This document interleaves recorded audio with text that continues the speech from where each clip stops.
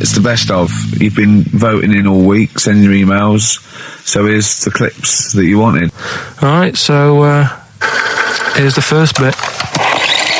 Yeah. Some doctor or something who was into like the way bodies work. They got their head cut off. The doctor? Yeah, he was doing a bit of an experiment. And he cut his own head off? Yeah.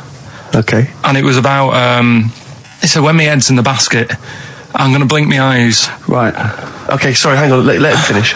And, so the doctor has chopped his own head off, and he's told everyone, I'm going to blink my eyes. He's in the basket, and he goes like, right, I'm going to blink my eyes about, as many times as I can. So quick, count them. And they count, and he got to like 15 before he Right. died. Now, this is how Karl told me that. Till Nick Frost explained that, Karl told me, he said, right, well, a bloke, right, he had his head cut off, and when his head was in the basket, he went, count how many times I can blink.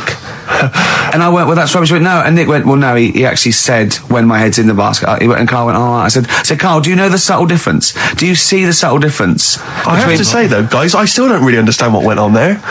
You've both lost me. The story is that a bloke who'd been found doing... you mean that Karl just explained it and that was a clear version? Because I still don't know what you're talking about, Karl. Well, this bloke had his head cut off at experiments against God. He was a doctor in in olden times. Yeah. And when they cut his head off... Why did they cut his head off? Because it was... he was crimes against... Exactly, he was executed, yeah. And he said to his assistant, when my head's in the basket, I'm going to blink, count how many times I blink and write it down as an experiment, right? Karl told it to me, like his head was cut off and he went in the basket, and when his head was in the basket, he looked up and said, count how many times I blink.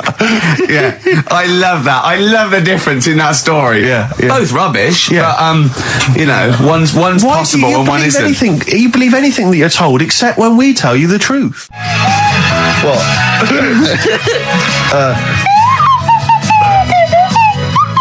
Someone's left one of those little things in here. It's brilliant, isn't it? It's amazing. What are they called, those things? I'm just there. I was thinking of being in the front row at a Morrissey concert and going, can I just play along? They are brilliant. I don't know what kind of sound that is. I don't know. It's only used for when Kenneth Williams sees someone undressing.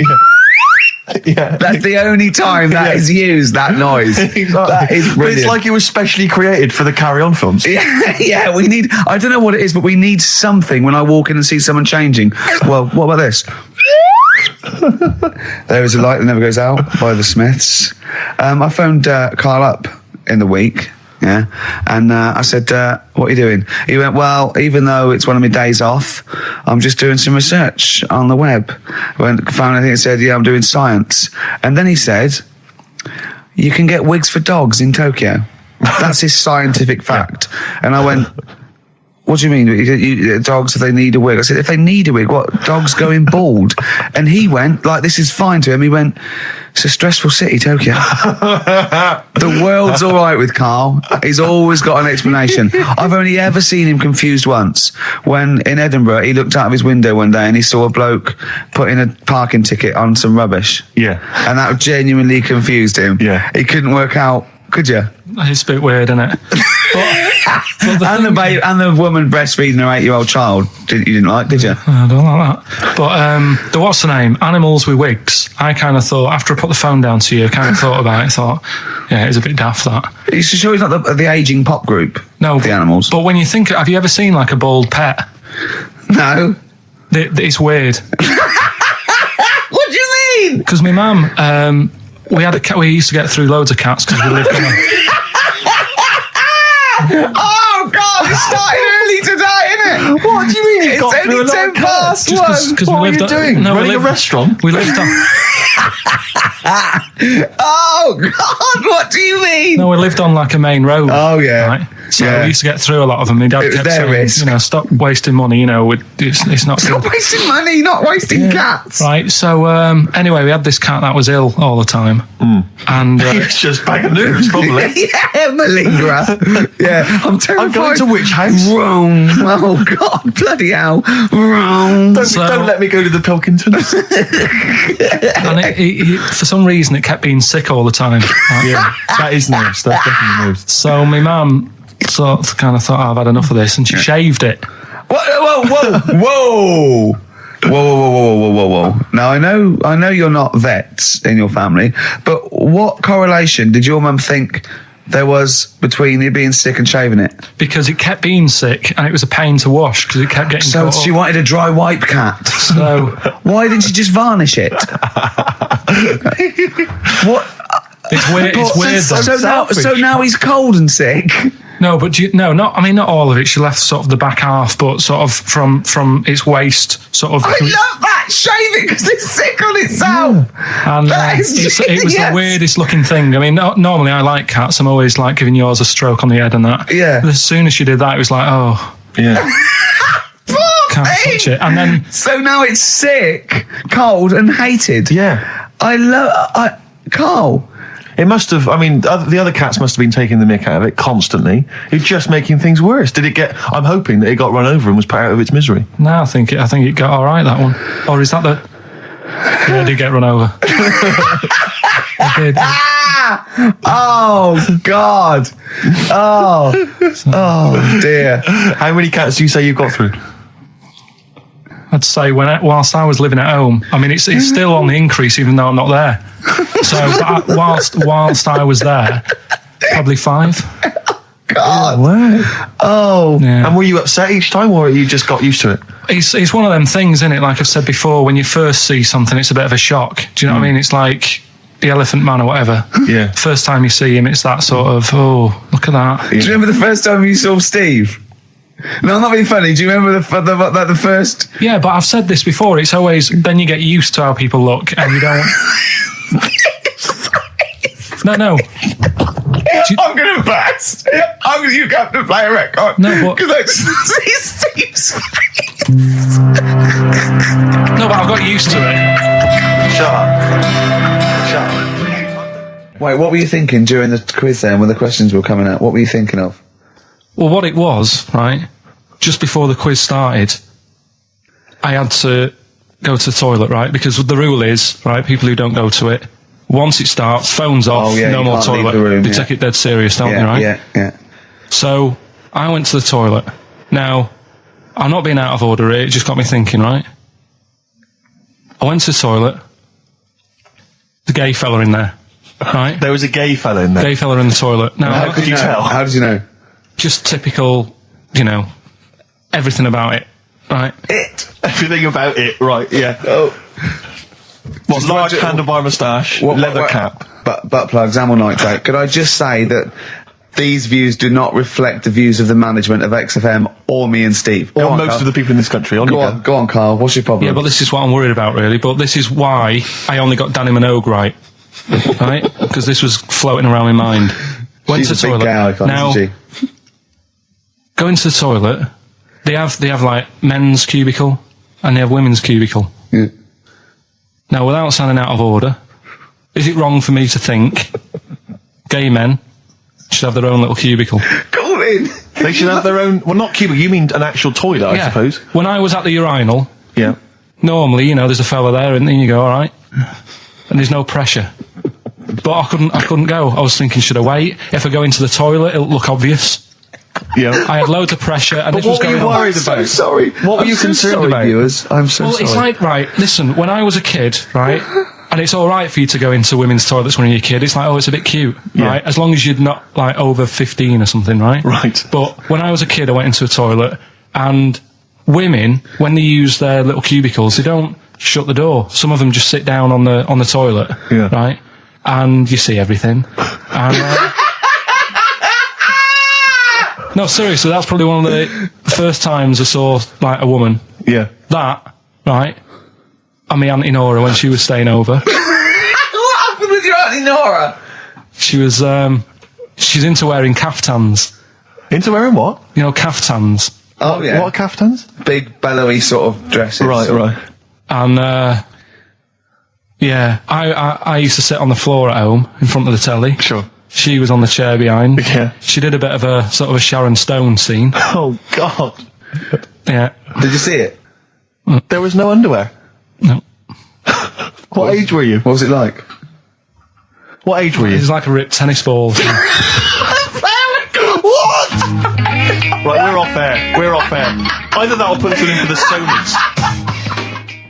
This is the Best Of Show on XFM 104.9. I'm Ricky Gervais, with me Stephen Merchant. Yes. I hope you're enjoying the Best Of.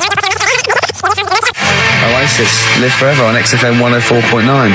Right, we're in the swing of things. It's mine and Steve's favourite bit of the whole show. This is what we do this show for now. Educating Ricky. Yeah. Go for it, Carl. As you said, that learning can't be fun. Yeah. Yeah. Okay, I'll go for the one. What's the one about the butcher going down the butcher shop? You've got get your kit on. We're off down the butcher's. Yeah. You going for that one? Yeah. Well, do you know the saying? Don't let the cat out of the bag. Yeah. Do you know what it means? Yeah. Well, don't give away a secret. Right. Well, do you know how it came about? No. Well, ages ago. Before, like, ages ago. 17th century. Yeah. Before, like. Yeah. 17's good. Yeah. Before, like, proper butchers and Dewhursts and supermarkets and that. You used to get these blokes who sold meat. Right. Butchers, they were called then, I think. Yeah, but the difference was they didn't stay in the same place, they moved about. Right, so they'd turn up on a street corner, right, and he'd have like loads of carrier bags of like carrier bags. Yeah, with meat in and that, and people would plastic be like, carrier bags. Yeah, with mobile butcher on them. Yeah. Right, so and an email address. Yeah, go on. People went, right, yeah, I need some meat. Right, so they'd go up to this bloke and say, what have you got? And he'd say, well, I've got a you can have a bag full of pig, or you can have a bag full of chicken, whatever. Yeah. And they'd go, yeah, how much? They go, call it a fiver, whatever. Yeah. And they'd buy them, and to make more money, they didn't always fill the bag with what they said was in it. Oh, I thought that might be the case. Right. Yeah. So what did they they used ever to do? Put cats in there? Yeah. But I don't see what. Okay, so sometimes they would put a cat in the bag and pretend it was chicken or whatever else. Yeah. So why was a cat any cheaper than a chicken? Because cats are wandering around the streets, aren't they? Chickens aren't. So they'd get a chicken. They put a chicken on the top so that when they look in it, they'd go, yeah, that's all right. Got a bag full of chicken. They'd get home to make the dinner, and they'd be like, what are we having tonight? And they'd go, well, you'll never guess. And they'd have like, well, you can have a chicken leg, and but it would be a cat. Yeah. They'd have to defrost a pizza. Yeah. Oh. Did they mind that they were eating cat then? In those days?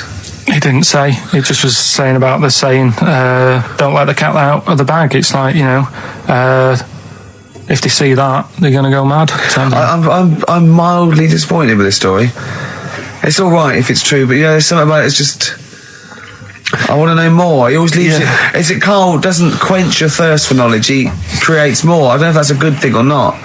Well, yeah, he's like the pot noodle of information. Yeah, do you know? I want to go. I'm not nourished by it. It's like if for every fact he tells me, there's 10 others that spring up that I have to get clear. Well, so it was the people that were doing this. It was the dodgy butchers that coined this phrase. Were they saying to each other, "Don't let the cat out the bag"? I.e., what I mean by that, Jack, is don't let them see the cat. Yeah. What we've stuffed in there. Yeah. Dodgy butcher. That's another phrase, isn't it? So that's the first one. Is that a euphemism or is it dodgy butcher? As his meat delivered around the back. Sure. So that's that one. So let's get your kit on. What does that mean? It's a euphemism for homosexuality. Okay. And meat, presumably, in that means different things. It doesn't. It's a word that is also a male bird. Would it mean chicken or cat necessarily in that context? Or well, I suppose it could. Yeah. Do you know what a fable is? Got a rough idea. Okay, it's a thing that uses sort of metaphor, analogy, just to explain sort of morals. I mean, they're very old for a start, and it's all. I'll give you an example of one. A quick one. The one about the dog with two bones. He goes to a dog's got a bone. He sees a reflection in the lake, and he thinks, that dog's got a nice bone. I'll have that. And as he goes to get that one in the reflection, he drops the one he's got, and that's one about I think I was told one when I was younger. Go on.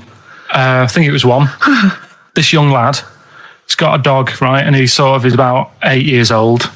And this dog, he's had it since he was about 4, and it's a bit tired now, and he chucks sticks for it, and it doesn't go for it. And he's saying to his mum, I want a new dog, because this one's useless. It doesn't do what, it doesn't have any fun with me. So they say, oh no, but Rover's a good little dog, you should look after it. And he's like, oh, I don't like it, I want a new one. So they buy him a new puppy, and it's running around, yapping about, and he's loving it, and he's playing around with it in the grass.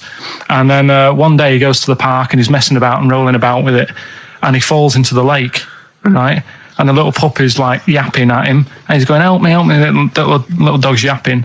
And then the old dog comes and gets his collar, and it pulls him out of the lake.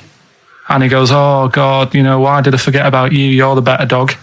And he loved that one again rather than the puppy. I got a feeling that was Lassie. Well, yeah, that was an episode of Lassie. What's the moral? What's the moral there, Carl? What's that telling? What's that explaining through analogy? Sort of, don't forget the old. Look after old people. I remember there was one I heard once about a young boy who got trapped in a lake inside a cage. But he loved his trainers so much he wasn't going to get them wet. But even though he had to get out there, and even though he thought that was the important thing because it's material value, he actually drowned, and the trainers were no good to him then. I woke up this morning, feeling fine. It's not a blues song, and I turned my phone on, and it was from Carl, and it went, "Forget it, I've made my mind up." And I thought, wow, what is that? And I forget it, I've made my mind. I went, Carl, what is it? He went, oh no, it's about the text I sent you last night. I went, well, what was it? I just got this text. He went, I was just wondering, I was thinking last night. He said, supposing you had to have your hands removed. Sure. Right? And the doctor said, well, you can either have them stay like that with stumps, or I can sew feet there. What would you have?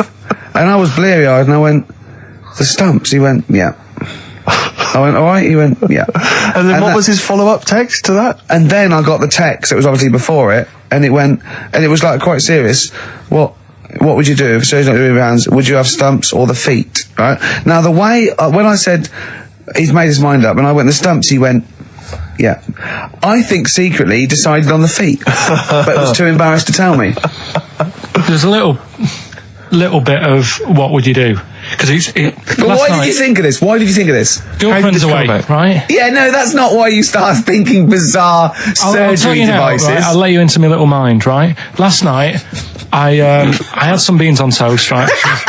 She was away. It's good already. She was away, so you had some beans on toast. She went wild. Yeah. Right?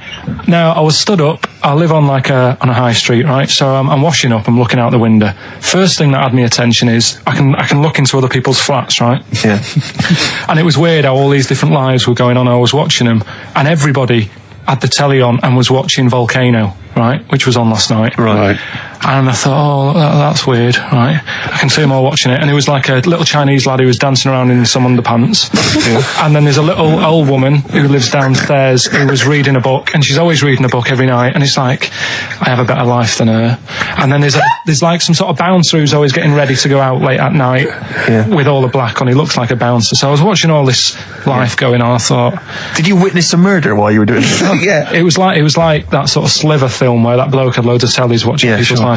So that was going on in my mind. And then I was washing up, and I picked up the plate, and I thought, oh, it's amazing, isn't it? The human body, the way you can just sort of, I want to pick that up, and you do. Yes. And the way your hands work, right? Yeah. You've got 5 little digits, but it's just the right amount to do what you've got to do, right? So I'm cleaning the plate. Sorry, Carl. Stop.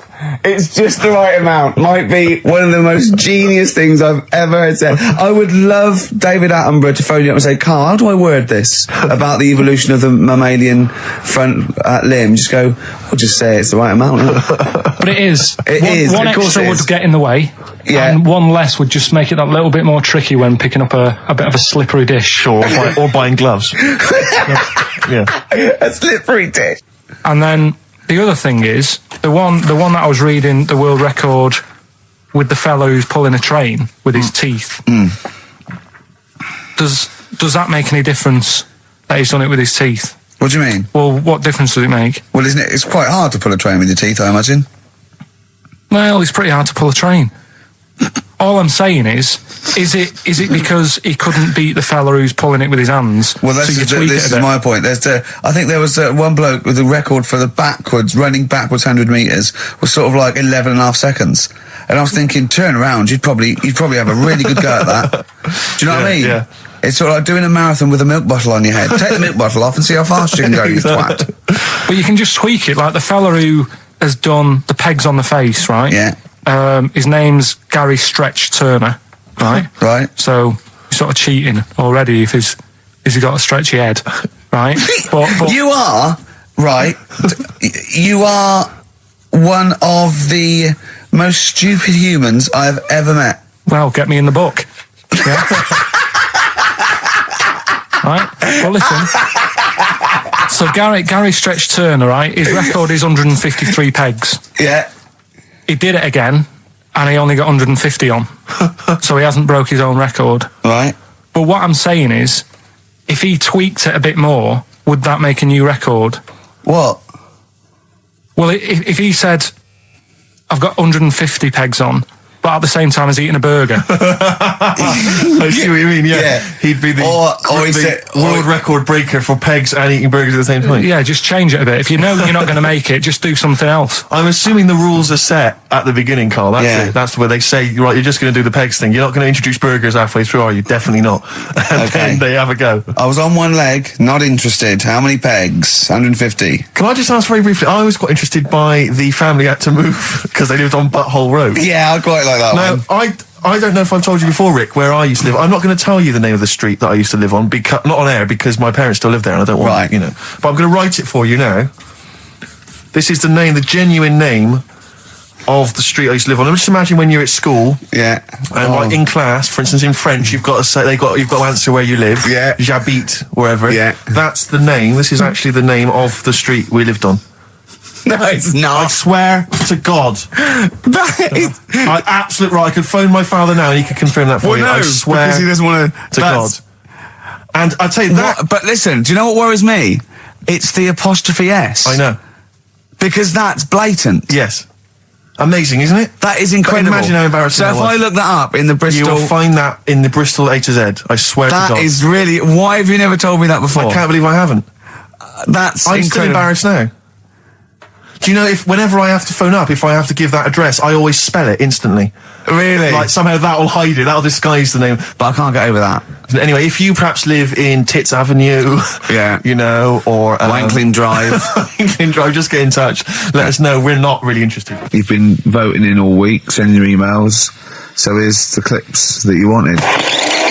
Carl, you're making noises while I'm talking. Yeah, but you do this all the time, trying to wind me up. And I'm not saying Manchester's the best place in the world, but what I'm saying is there's bits of it that I really miss. Yeah. Like last Sunday, right? When I'd met up with Ricky, we had spaghetti bolognese, which was all right. And then I said to him, I need some soil. Damn, I wish you'd invited me. It sounds amazing. So I need some soil. What do you think? You need some what? Soil? Soil, yeah. I need to repot a plant, right? Yeah. So you need to repot a plant? Yeah. Fair enough. So I'm like, where you can't see these shops in London. Do you know what I mean? There's nothing around. I took him straight to one in my street. Yeah, but near your street, and that's probably the only one in London. Well, you say that, Carl. No, it does annoy me. Round my way, it's like, you can't move for soil shops. There's earth. You can just pick up handfuls walking down the street. Yeah, incredible. People just lean over into someone's front garden. No, you can take the plants as well. No, what I'm saying is, Manchester, there's loads of decent hardware shops. Yeah. Here, if you want a panini and a latte or whatever, you can't move from. But for soil, I had to go virtually how many miles away from me to carry that soil home and stuff. Yeah. It's not good. I mean, London's all right, but if cities were sort of it's neglecting the peat market, really. Well, there's barely any mulch available in central London. I'm sick and tired of not getting a good decent compost of a Sunday. Indeed. So I'm thinking of moving to the north, where there is loads of soil and gravel. Indeed. And animal shite. Whatever. Yeah. So you were going to say, if you were marking cities out of 10, what would you give London? Well, if you were marking them on on what they have, Right. As opposed to what? Well, as opposed to How the you name. spell it. Say, like, I think the greatest city in the world is Rome. Right? Okay. It's pretty amazing. Yeah. Have you been? What? Yeah. Why do you think that though? Just because, like, you turn a corner and there's something there that's really old. Right? Like, you're going down a normal street. Go and stay in a Derby and Joan club. Yeah. No, but it's like you're going down the road and then you turn a corner and like the Colosseum's in the middle of a busy road. It's like, what's that doing there? Yeah. And just when you think there's no more, you turn another corner. It's almost as if that was there first. Yeah. Well, Yeah. But do you know what I mean? London, Yeah. what have we got? You know, Trafalgar Square is world known. And you go there, what's there? Yeah. Do you know what I mean? So there's a lot of space there. Get one big B&Q. In Trafalgar Square. To cater for the whole of people who live sort of central Londonish. Yeah. And then I'd be happy, but what I'm saying With is... Nelson just popping up through the middle, because you can still see it, couldn't you? Yeah. Yeah. It's a great idea. B&Q, so B&Q could be like the whole sort of flat thing, and make it sort of grey, so it looked like rock, and then Nelson popping Make it up. classy is what you're saying. Yeah. Stone clad it, so it looks like you've made an effort. And then you can pop in, and then you can go out and go, oh look, Nelson's column.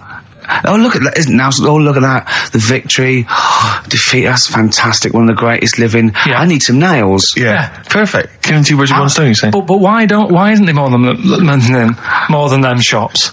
Because when I went into yours, every time I've been in there twice now. The first time was to get a shower head, right? Right. And I went in there, couldn't resist buying something else. I ended up getting some super glue as well. Blimey. Hey, big spender. And then last Sunday we went in there, got 2 bags of soil, not one, I bought 2, and I bought some scissors to cut plants with. Secateurs. Well, you don't. Scissors. You never know when you want. You know, you might need more soil, I suppose.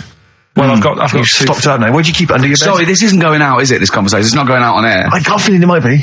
You're joking. We better play a record. Okay. Play a classic. Right, we've got who's that on the line? It's Rob. Rob, and are you a doctor? I'm a final year medical student. I'll be a doctor in 2 months, touch wood. That's close enough, isn't it? Yeah. Excellent. So, where do you study? Do you want to give more details, or do you want to remain anonymous as you're calling in to I talk? study at Barts Hospital. All right, great. So, why do GPs sometimes put their finger up a man's anus? To see what's there. You know, if you've got hemorrhoids, if you've got an enlarged prostate, you know, it's either that or they stick up a big tube and have a look up with a light. What? And it's easier to do that. Now, are you dumbing this down for us, or are you going to fail your medical exams by saying stick up a big tube with a light? I'm dumbing it down. Okay, come on then. We're all intelligent people here, and Carl. So you tell us what's that called? It's called a sigmoidoscope. Right. Nice. That was a clever test, wasn't it, Rick? 12 inch long. Yeah. 12 inch long tube that they can put up there. So, Carl, would you prefer that or a finger? Well, so do they sort of do the finger first, and then, I mean, at what point do they say, hang on, we need a light here? I mean... It's normally if there's something wrong. But, so if I go then, say if I go to this Wellman clinic, right, and they go, yeah, the art's good and that, finger, there you go, and then they go, hang on, I'm going to go and get me light and tube. I could start worrying then because they've sort of found something. And they're not likely to go straight in with the tube. They'll probably send you off some tests first. Well, Carl, there's nothing. But you go to these places to put your mind at rest and to know where you are with your health. I mean, it's not that you go along. That's what most people worry about. They think that because I'll go along and they'll find something. Well, one, that's illogical. It doesn't heighten the fact they find something because you go along. And two, if they do find something, it's a good job you went along. I mean, I'm a hypocrite because I don't go to the doctor, but I've had that done. You should be concerned if when they shine the little light in your ear, it comes out the other side of your ear. No, the other ear comes right out the other side. That's when you should be worried. But Rob, right, you said then, if they find something, they send me off for some tests. Why can't I just have the test without that and cut out the middleman?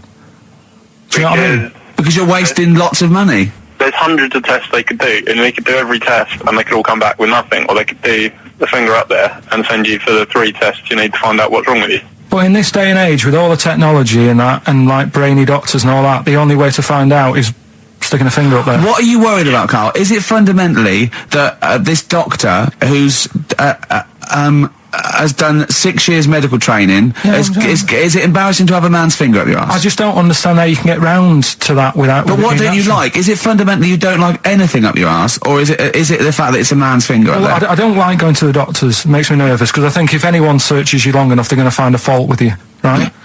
And especially if they're going that far into you. They're going to find something. And... Probably not. Well, you know, I just don't... I don't know how to get round to that sort of... that point where you get a... What do you talk to the doctor about? He's like, all right, nice day. Strap your trousers. He goes, he says, I'm gonna just, Most people just shut up and let you do it, and then breathe a sigh of relief when you say there's nothing there. Yeah. But is that at the end of the test, or is that the first thing he does? It's the last thing. So that trousers up out the door. Because he knows it ends conversation. He knows it's a bit of a faux pas. The doctor says, I better not kick off with the finger up the arse. What I do is I'll start on with the, the head, and then we're down and go, one final thing, Mr. Pilkington. So Rob... He drops his keys and he goes, pick them up. And as you bend over... Will you be doing this, Rob? Is this what you're, like, open to do? You do all these... I'll have to do it at some point. All doctors do it at some point, no matter what they specialise in. So the first one, is the another doctor there to sort of make sure you're doing it right? Not dentists. No, but do you know... aren't doctors anyway. But do you know what I mean? Like, normally it's like a co-pilot will have someone with them for the first one. So when you put your first finger in, yeah, will someone be there going, right, you just want to move to the left of it? I've already done it. Have you? Yeah. So that's the thing with a student, you're learning. So you get people teaching and you learn on these things. Can I just point out, Rob, I think I'm right in assuming that you have a glove on. Yep. And there's lubrication. Yep. And it doesn't hurt. No. There you go. What are you worried about, Carl? Who's this person who everyone's testing on in your class? It's not one person. One person. There's like, when a patient comes in and they've got a problem, your boss, the consultant, he does his finger up, and if he finds something, he goes to the patient, is it alright if the student has a feel as well? Then the student puts on a glove, puts the sleeve on the glove, and sticks his finger up and sees what he comes out with. Rob, I wish you could see Carl's face. I mean, his face when you said, and he says, can this fella have a go as well? He looked horrified. He thought it was a free-for-all, like there's a queue of people trying on gloves and going, let's have a go. That looks good up there. What have you found? No, I mean, how come you had to sort of... Is it not something you could test on yourself rather than waiting for other people to come in? Because then, you know... It's an awkward position to get to, really, isn't it? Well, but you can have a good rummage then without feeling too awkward, but to sort of have a go on your first patient when you don't really know what you're looking for anyway, do you know what I mean? Never really thought about it. Because you don't... If you've never done it before... You pop your finger in there, and you've got to sort of look. You've got to have an expression on your face, like you know what you're finding. Well, they can't see what you look. They can't see your face. There. You got the big boss consultant man going. Now move your finger there, and you'll probably feel this. But he's just done it. He knows what's there.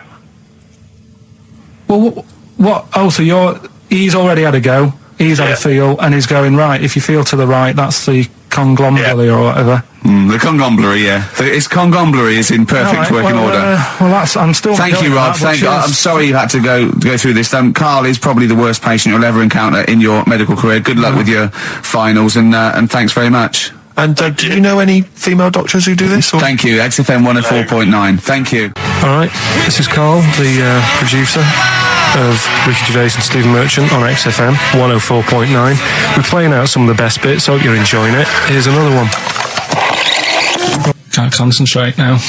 Oh, he's all stressed because the lady from MTV is here. She's going to film his little face. So the things he said in the week, he was so worried. He's got worried about the spot on his head. That won't come out. Just you got your best side. It's on that side. That's all right. All right. Yeah. The camera's out. Look, he's getting nervous now. Okay, Carl. Ignore the camera. Okay, just ignore the camera. Okay. Now, me and Steve have done our research for you, and we've got two amazing things to tell you. What should I tell him first, about the baby or the... Well, they're both equally fascinating, so you choose. I'll tell you the crab thing first, right? Steve actually saw this thing in The Guardian the week about our research thing, and then we looked into it on Friday, and it is incredible. Right, listen to this.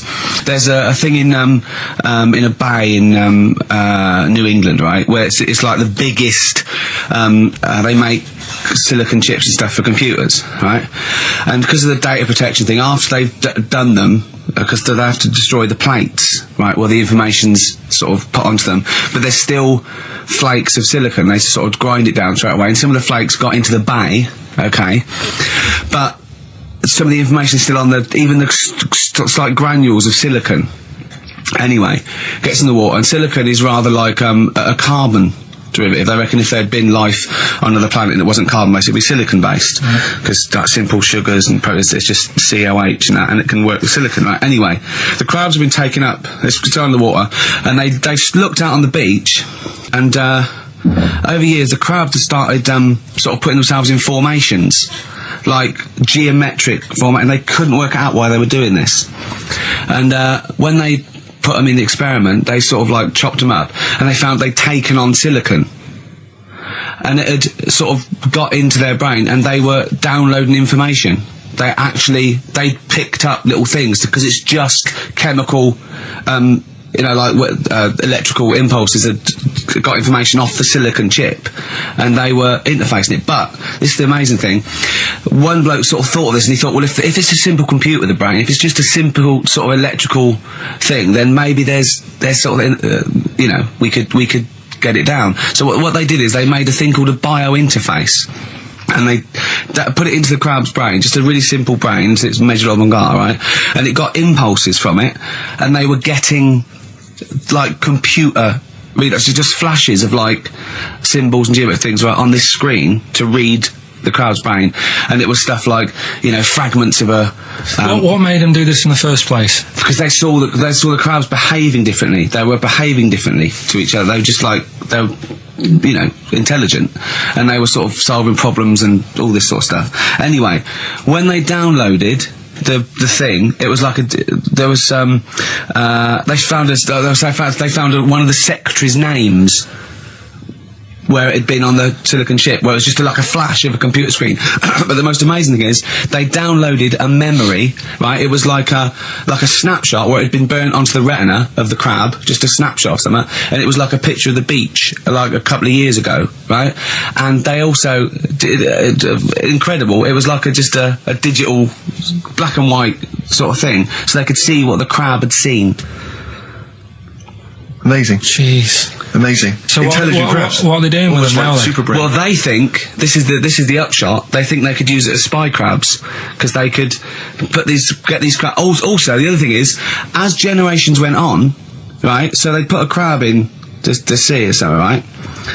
Lots of crabs in, and then as generations went on, a newborn crab, they downloaded the memory, and it had the memories of its great all together. It had every memory that any crab had been related to it beforehand, because it passed it on. It just passed it on. So not even ones that had been eating the silicon stuff. Yeah, no. These are just like ones that have had kids. Yeah, and they've got like, and they know so you'd know everything. Your everything right the way back. So would that work if we ate silicon? Well, possibly. So what are they going to? Well, they can use them for all sorts of things, though. I mean, that's what's incredible. I mean, I don't know how you train it particularly. I don't know, it'd be quite tricky to train, but I'm assuming if they can do it that way, then presumably they can give it like certain silicon information, which they can then plant in it, if you like, within its sort of food. Also, if you get them onto enemy beaches, you'd have like 1,000 digital cameras just sneaking around. You could get Osama bin Laden or someone. They don't understand the information they've got. No, they don't know they're doing it. They just download them. So it's not like you could torture them and they wouldn't be able to sort of give you the information, because they wouldn't know what information they had, because they're just. But the first crab they downloaded, they just kept seeing the same picture of a big crab feeding it, which they really. Yeah. Wow. That's what, like its mother crab or something. Yeah. Just memories of it as a child. But they're not in colour, presumably. No, it's all in black and white. It's just a digital camera, because it's just they don't see in black and white, so it's just like a I don't know. I think it's burnt onto the retina or something. And the only one that they kept were the ones they saw a lot of the time. Wow. I mean, in a way, some of the educating Ricky I've got for you today is on the similar lines. Right. Oh, you've got to be impressed by that. You've got to be impressed by that. That's pretty good. I mean, I'm interested to see, what they do. What they do with what the crab developments are. But no, that's pretty good. Yeah. But I mean, amazing. Yeah. Amazing. Well, just digest that information, because that's not even the most impressive one we found. I think it is. I suppose it's pretty impressive, but the next one's maybe more shocking. Okay, right. Let's play a tune, and Ricky's got another extraordinary fact. Have you actually punched anyone yet? Have you actually? No, I haven't punched recently. I've punched pads, and I've punched the bag, and I've sort of sparred and that. I know you're going to get a chance to punch someone. As I suspected, my punching power's alright, but my fitness is, it felt like I was smoking. Yeah. But there's, bits of lung that haven't had oxygen in them for 20 years. Yeah. And it's ridiculous. And also because it's not only it's being filmed, but there's other fighters there that are ridiculous. They're like machines, right? And it's that thing I can go, right, I can come out on top, but die now of a heart attack, but never give up. Or I can sit down and go, I'm sorry, I feel ill. And I chose that one, and of course they took the mick. Well, of course. But I mean, soon, as I said, I haven't got the respect yet of the boxing fraternity, but how long have you got then before? 4 weeks. Okay, so, and do they think that they can turn you around health-wise in that time? No, they're being realistic. No, they're going to teach me the basics and see how it goes, Right. But I mean, and each round is 4 seconds, is that right? Yeah, 2 4-second rounds. With a 2-hour break in between each one. Sit down meal. So, give them a number. I want serious suggestions of my fighting name. Nothing insulting, so we can actually use. Well, let's give out the email. That's always the easiest. Ricky.Gervais at xfm.co.uk. What's the number, Carl? 08700 800 1234. And it doesn't have to be in the middle. It could be at the beginning, like the Rage. Okay. Ricky the Rage. Ricky the Tits. Sure. Ricky the Man. Play a record. Big it was a good day, Ice Cube talks to me about my life in the pub. A couple of emails are already coming in, they're flooding in, Rick, inevitably, as boxing name suggestions for you. This is one from Matt, I think. He's given a couple, actually. Ricky the Pudding Gervais. Ricky Big Mac Gervais. There's a theme here, Ricky Pasty Gervais. The pasty. I quite like the pasty. Here comes the pasty. As Carl said, the thing is, if you have a really good nickname, it's embarrassing when you lose. Whereas if you just call yourself, it's not so embarrassing when you lose. Carl, this is doing no good for my ego. Do you know what I mean? If you have like Killer Gervais. Yeah, and then you end up like vomiting, choking on your own vomit upside down, hanging out the ring. What happens if you win? Do you have to... Whereas there goes the pasty being stretchered off in the first 2 minutes.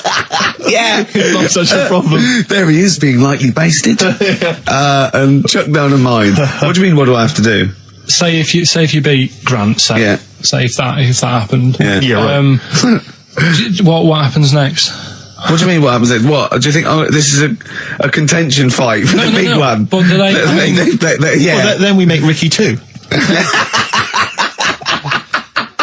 No, but do you know if they're planning on making more money? Because it's for comic relief, isn't it?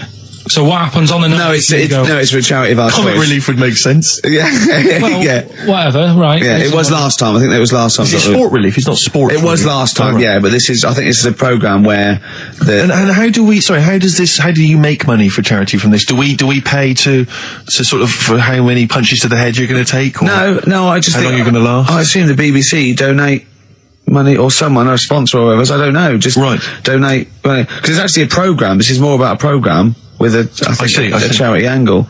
So So as if you get like killed, there's more money and food to go around. Maybe. But no, I mean the thing is, what's the next step? Because if they go like, right, well done, you've won, thank you very much. Well, Carl, what do you expect? That it's winner stays on? Like in a fair where I go out there and I let people punch me on Bird and Manning. And then my twin gets up. It's a program. He's not going to turn pro. It's like faking it. Yeah, but what's the point if it's not going to go anywhere? Well, sorry, him fighting Grant Bovey in a ring is not entertainment enough. What's the matter with you, Carl? That's going to get his face pummeled in. That's Coldplay, The Scientist on XFM 104.9. Right, competition, isn't it? No, it's Educating Ricky Part 2. Oh, is it? Yep. I wasn't even listening. He's doing all the work, I wasn't even listening. I want to spill some water on that. Right, what's this one again then? Right. What's the teaser headline? Teaser headline is, What's Tomato With You? Brilliant. Yeah? Go on. How excited were you when you came up with that? You couldn't wait to come in and tell us, could you? I think it's a good one because you won't forget it now, will you? I mean, like the worm one. What's so special about the worm? a lot of people think that if you cut a worm in half, 2 worms will grow, but no. What happens is if you cut the head end slightly nearer the tail than the tail will die, but the worm with the head will be okay. So, it's exploded a myth, and it taught me something. Right, so the second one, part 2 of educating Ricky. What's tomato with you? Yeah. What this one's about is, ages ago, This is scientific. There's never a date. There's never a country, a location. Okay, settle down, children. Now, this is A-level history. Right. Once upon a time. Yeah. When a mental place with swords was a king, forget his name, but he was a loony. So, and it was literally ages ago. Yeah. So, good luck in the exam. Yeah. Right. So, alright, many years ago. Oh, yeah, cleared that up. They thought tomatoes were poisonous. Right? Okay. Because what hold on, are they going to be proved wrong at the end of this story? Well, because I don't want to give away the ending, but is it something to do with are they poisonous tomatoes? No. Oh, you're having a laugh. I don't believe it. Go on. They're going to be eating tomatoes all this time. Oh, Steve, what's tomato with you anyway? Okay, so hang on a minute. What's Let's just recap quickly. Many years ago, when people thought tomatoes were poisonous. Yeah. Go on, Well, they didn't know they were poisonous then because they were still eating them. But what was happening? But they're not poisonous. But hang on a minute. All right, it's not. I'm just going to listen. I'm not even going to talk. I'm not going to tackle it anymore. If you remember, years ago they didn't have like pottery plates. They had lead plates. Right? What are you talking? Just let him talk. Sorry, what year is this? Let him talk. Come on. Plates made out of lead, and what they'd end up doing, they'd say, right, do you want a tomato? And they'd go, yeah, all right. And they'd put the tomato on the lead plate and cut it. And because of the acid in the tomato, right, it would sort of make the lead runny, and the lead would go into the tomato, and they'd say, oh, it's lovely this, and they'd be eating it. They'd get food poisoning, lead poisoning, what have you, and they'd be really ill. So they thought tomatoes were poisonous, so they didn't eat them for many years. And when you say they, do you mean the people of Narnia? Yeah, this didn't happen. Where was this happening? Sort of in Britain and that. You put him on the spot there. Oh, I hope there's no uppity pupils at this school when they go, what do you mean, sir? Oh, if you're going to... Oh, I'm fed up with you. Do you understand? No. So the No, you've got... No, right, okay, first of all, Carl, where'd you get this information from? Where 14 did I get times that? as well? Do you know... You can't remember? I don't know where I got that from. I don't know where I got it from. But why don't you think that makes sense? But what? Someone once got lead poisoning from a tomato? Not just one, loads, and then all of a sudden... No. Why is this educating me? Because I'm telling you that tomatoes... I can't take anything away from this. Yeah, I don't know what to take away from this. What have I learned? Don't mix lead with tomatoes. Why is this educational in any shape or form? What are you telling me? A long time ago in the land of Glunk, right, where the ninnies did slib, right, they thought tomatoes were poisonous because they ate plates of lead. What are you talking about? Yeah, but we all know tomatoes aren't poisonous. Is that what we're taking from the story? Is that the moral of the story? Don't believe these people that I'd never heard of before. What are you talking about, Carl? I think it's a bit weird. It's a bit weird, yeah. It's the same people that were spreading those malicious worm rumours. My hangover's coming back. I've got to get some water. Play a record that was rubbish. Placebo, Bitter End on XFM 104.9. This is pre-recorded. We recorded this a couple of weeks ago, before Christmas. Hope you had a great Christmas. If you didn't, not our fault, really, is it? Nothing to do with us. Wouldn't have thought we'd have. We're well over time because we've got plenty of cash now, thanks to a lot of you who probably bought the Office DVD. Yeah. Probably got and that. If you haven't yet, and you've maybe got vouchers or money, still available. Still there in the shops. Still available. You can still make it the best-selling DVD of all time. Please do. Yeah. Please do. I'll tell you what you want to hear there before you make your mind up. I'll tell you what, if you like this next clip, go and buy the Office DVD. I think you will. It's a brilliant clip. It's the one where we talk about, well, it's self-explanatory. Yeah. We talked about it before. Do you know the little mouse that had an ear on its back? Yeah, sure. Right. Well, you thought he had a bad time, right? Listen to this one. Mouse walking about with sort of wearing a monkey's testicle. They're just having a laugh. This is what I mean about a lot of scientists. What are they doing? When's that going to come in handy? I don't know what you mean. Well, they were seeing if, say if a fella loses one, right? Yeah. Hitler or whatever. And they go, well, don't worry about it. We can sort you out. I don't know what the monkey's going to do. I don't know if they keep passing them on or whatever. But the actual monkey testicle was put on the mouse. And it worked. It worked for the mouse. But isn't it... I mean, isn't a monkey's testicle quite large in relation to a mouse? Would it not look like the mouse was on a space hopper or something? Oh, yeah, it didn't look good. Well, they didn't put it where its testicles would be. No, they did. Like, well, how could it walk then? The ear was on his back, so he could just get about. Well, I don't know. But you don't know, do you? You just guessed. Did they grow the monkey's testicles where the mouse testicles would... Well, it looked stupid anywhere else, though, wouldn't it? Oh, whereas a mouse with monkey testicles, that's fine. Oh, you'd be showing off. You'd be alright. I'd prefer that than the ear. When that mouse gets put back in with the other mice, do the other mice go, George, you look different. Have you had anything done? But the weird thing is, as well, apparently it still works as a monkey. What? So, what are you talking about? Like the sperm and that was, it was still sort of monkey Of course sperm. it was. What are you talking about? Well, that's weird. But what, Carl? What? But what? It's only a thing to give it nutrients. That's all the thing they're testing. It's like grafting at that level. Right. What's your question? Because I'm right. What do you think? It would change eventually. It would have changed into a mouse testicle because it had been hanging around a mouse for so long. No, I thought the actual sperm of it though would be a mouse's. Why? Because it's hanging off a mouse. No, but your sperm is actually created in the testicles. So that's why it has to be outside your body. Otherwise, we put them in a nice little cage. But I'm guessing then that they've done this operation so that they can do it to humans. Yeah. Why would I want a monkey testicle if my kids are going to be monkeys? What use is it? No, think. That's no. That's going to happen anyway, Carl. Yeah, but think. Think of what you're saying. They've grown a monkey testicle on a mouse to see if it would still function as a monkey's testicle, okay? So they can do that to humans. So think, Carl. What they'd do is they'd grow a human testicle on a mouse and it could still be used as a human testicle. So what? To give you a testicle that you've lost. From a mouse?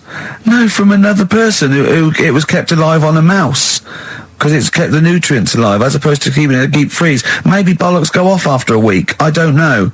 Maybe they get accidents. He had a little a card. Do you donate your testicles? Yeah, I'll tell you what. No one needs testicles yet. Let's keep them on a mouse. You have yours ripped off in some sort of bizarre skiing accident. You go, well, you're in a Battersea Dog Town. You pick the ones you want. They can grow them on anything. They can grow them on a Dachshund. Bulldogs are growing them usually, that's where you see a bulldog. Usually that's waiting for an operator. What don't you understand, Carl? Hang on a minute. I thought this was knob news, not testicle time. I don't understand why. Yeah, this testicle time's not for another 10 minutes. Yeah. No, it's all sort of linked and that, though, isn't it? Well, sometimes it's linked to a mouse. But what do you think about, like, I don't know, testing stuff out like that? Is it worth it? Could you not just go straight from... But listen, Carl, I'm getting this information from you. No, if this was on Question Time and someone said there were, Dimbleby and Paxman or whatever said it, I'd think about it as a moral dilemma. You've just said you saw a mouse with a monkey testicle. What do you think of that? I don't think anything of it. I don't think anything of it is the answer, Carl, because I can't trust the info. I cannot trust anything that comes out of your mouth. Well, it's true, but it's just all this. It's the same thing, innit? It's the leeches in a blender. It's the fella looking at an electron. Yeah. It's the mouse with an ear on its back. Yeah. I don't know what the point is. But you don't read on. Because I've seen you read something and you're going, look at that. Man survives on eating knee. And I go, what else? You go, I didn't read on. You look at the mouse with the ear on the back and you just think, that must be murder at a concert. You don't think. You don't think. No, I just think, is it worth sort of wasting You think he swallowed someone's ear? He gnawed it away and swallowed it and it's just in his system? Yeah. No, I just get a bit sad about the mice and that. I agree. I mean, that is sad, yeah. Of course, anything like that. Chris Campling did a review of the show. Right. And basically said that Karl Pilkington is a creation of Gervais and Merchant. Well, if only that were the case. He said he started off saying he liked the show. Yeah. He was excited. Said it was a good show. A lot of the jokes. I'm already questioning his critical faculties. Yeah, exactly. And basically said that we didn't contribute much, or seemingly didn't seem to contribute much, and we couldn't sort of like ad lib or anything. We just laughed at, particularly me, laughed at Karl Pilkington, who was coming up with some, quite funny stuff. Yeah. Right? But then he does a twist on it. He goes, but the thing is, we're the puppet masters. He's a created person. We've created the persona Karl Pilkington for our own amusement. Right. He bases this on simply that we talked about, what was it we talked about? The Chinese not aging well, and Right. he heard him talk about that on my DVD. But clearly I say, Karl, remember when you were talking about that? It's a news, or remember in the week, and so he thinks it's all scripted now. Imagine if this show was scripted. I'd be ashamed. Yeah. If this show was scripted, I would send back the BAFTAs for the actual shows we've written, and I would say... I'm having a go at Chris Campling. He's nice about our other work. He likes The Office, and he likes my stand-up and everything, and he likes the show, but he's saying, because we're not spontaneous, we scripted this and invented Karl. So he's like, we've invented another Gareth. If we had created Karl, I would not have squandered a character that good on this poxy radio station. Absolutely. Also, does he know that we spend about 3 months on half an hour script? So how long does 2 hours of drivel? But the main thing is, as if this could be scripted, it's dreadful. It's shocking. Or maybe this is scripted. Hang on, you've lost me now. Let me just check the script. Maybe Chris Campling does not exist. Maybe I've made him up. I don't know what to believe. See, the name doesn't wash with me. What was his name? Chris Campling. Sounds odd. That's something that I made up, isn't it? Campling's almost like a joke. It's almost like a gay name, isn't it? Oh, he's a Campling. See, I think this is scripted. Yeah. I think I've probably made this whole link up, and Karl is a creation. Campling, that's not a real name. I made it up. I should have come up with something better. Yeah. Sorry. Down to the River by Bruce Springsteen on XFM 104.9. So, that little fella in the Times thought Karl was just a puppet. We created him. He's an actor. What's his actor's name? Brent Hogwell. We got him from Spotlight. Brent Hogwell. This stupid, dopey Mancunian accent. He just puts that on every week. Yeah, exactly. Yeah. He speaks rather like Hugh Grant. Yeah. And we just got this whole world around him. We set a whole. What do you think about that? He had his head shaved, especially. Exactly. Yeah. So yeah, would he think that, maybe if he's looked online and seen me head and he's noticed how round it is and that, does he think it's sort of been morphed into that shape just for the show, just for 2 hours on a Saturday? Yeah. You spend 5 hours in prosthetic makeup like John Hurt in The Elephant Man. Everything about him was made up. Yeah. We created him, because I remember coming up with Auntie Nora. Oh, yeah. You said, Rick, we need another character. I said, what about giving him an Auntie Nora? Doesn't sound convincing, I said. Yeah, and you said, what is it about? I said, well, I don't know, she farted for 5 minutes and she's got a fanny like a split tennis ball. No one's going to believe that. Yeah. Oh, that brings us neatly. Well, let's put that to bed now. So, Chris Campling, honestly, we do not script this shambles of a show, and Karl Pilkington really is like this. If you want, you can meet him. I'd love to send Karl for a drink with Chris Campling. Can we do that? And then he'll eat his words. Chris, if you're listening, honestly, this isn't a stitch-up. As I say, I'm not having a go at you. It's a very well-written article. It's very, very fair. You're just complimenting on his grammar. Yeah. It's a very well-written article. No, I'm saying we're not having a go. It's not like he snagged us off. I would just love him to meet Karl Pilkington. People in the street come to me and say, is Karl like that? And I so want them to meet him. Yeah. Or maybe he can send in, if he's online, he can send in 5 subjects for Karl to talk about that we couldn't possibly know about, just so he knows that we just really do throw things at Karl and that drivel comes out. Imagine if it was scripted. So wristbands work. I saw one in a shop window the other day which said stop child abuse, and I bought one obviously because a lot of people say, does it make a difference? But it was only £1, and I'd only spent it on kiddie porn. So, I think I've made a little difference there in a small way. On a serious note, though, I like the idea that child abuse. If you're a paedophile and you're walking along the street in your Mac, right? You got a puppy in one hand, a bag of sweets in the other, and you see this wristband, and you go, "Oh, stop it." Oh, okay then. Yeah, I hadn't thought before. That's what you think. Okay, fair enough. Yeah. Well, I won't be doing that again. Yeah, he was hanging around in Topshop for unsavoury reasons. You saw them in there for only £1. That's Feeder, Just the Way I'm Feeling on XFM 104.9. Ricky Gervais, Steve Merchant, Claire Sturgis. Well, he's defying me. He's not calling in. We're going to give out his number and he's not calling in. That's even more annoying. Who does he think he is? I don't know who he thinks he is. I'll tell you I'll tell you who he is. Yeah. He is a little bold Mancunian. Let's never let him forget that. I don't know who he thinks he is, but there's the fact. Just, Carl, call in, because you're annoying me and Steve. He's been slagging you off as well, Steve. Well, go on. In the week, you know, he was slagging you off. I mean, in the week, I was joining in and laughing along, but now I'm thinking but now I'm thinking that you're more on my side than he is. Thanks very much, Rick. I'm glad to see you've come round. He said he was. I was in the pub with him and Johnny. Oh, right. So there's a little audience. Good. And he went, have you seen Men in Black 2? I went, no. He said, have you, Johnny? He went, no. He went, there's a thing in it that looks just like Steve. And I went, what? He went, it's a thing, he's got really gangly arms and bulbous eyes, and it just works really fast in the Aliens registration thing. And I went, all right. I said, we'll bring that up Saturday. Since he's not here, you know, what do you think of that? Well, the reason is that I think the problem I have is this, that if I was to say things like that about Carl, I'd destroy him. He'd be a broken man after I'd finished with him.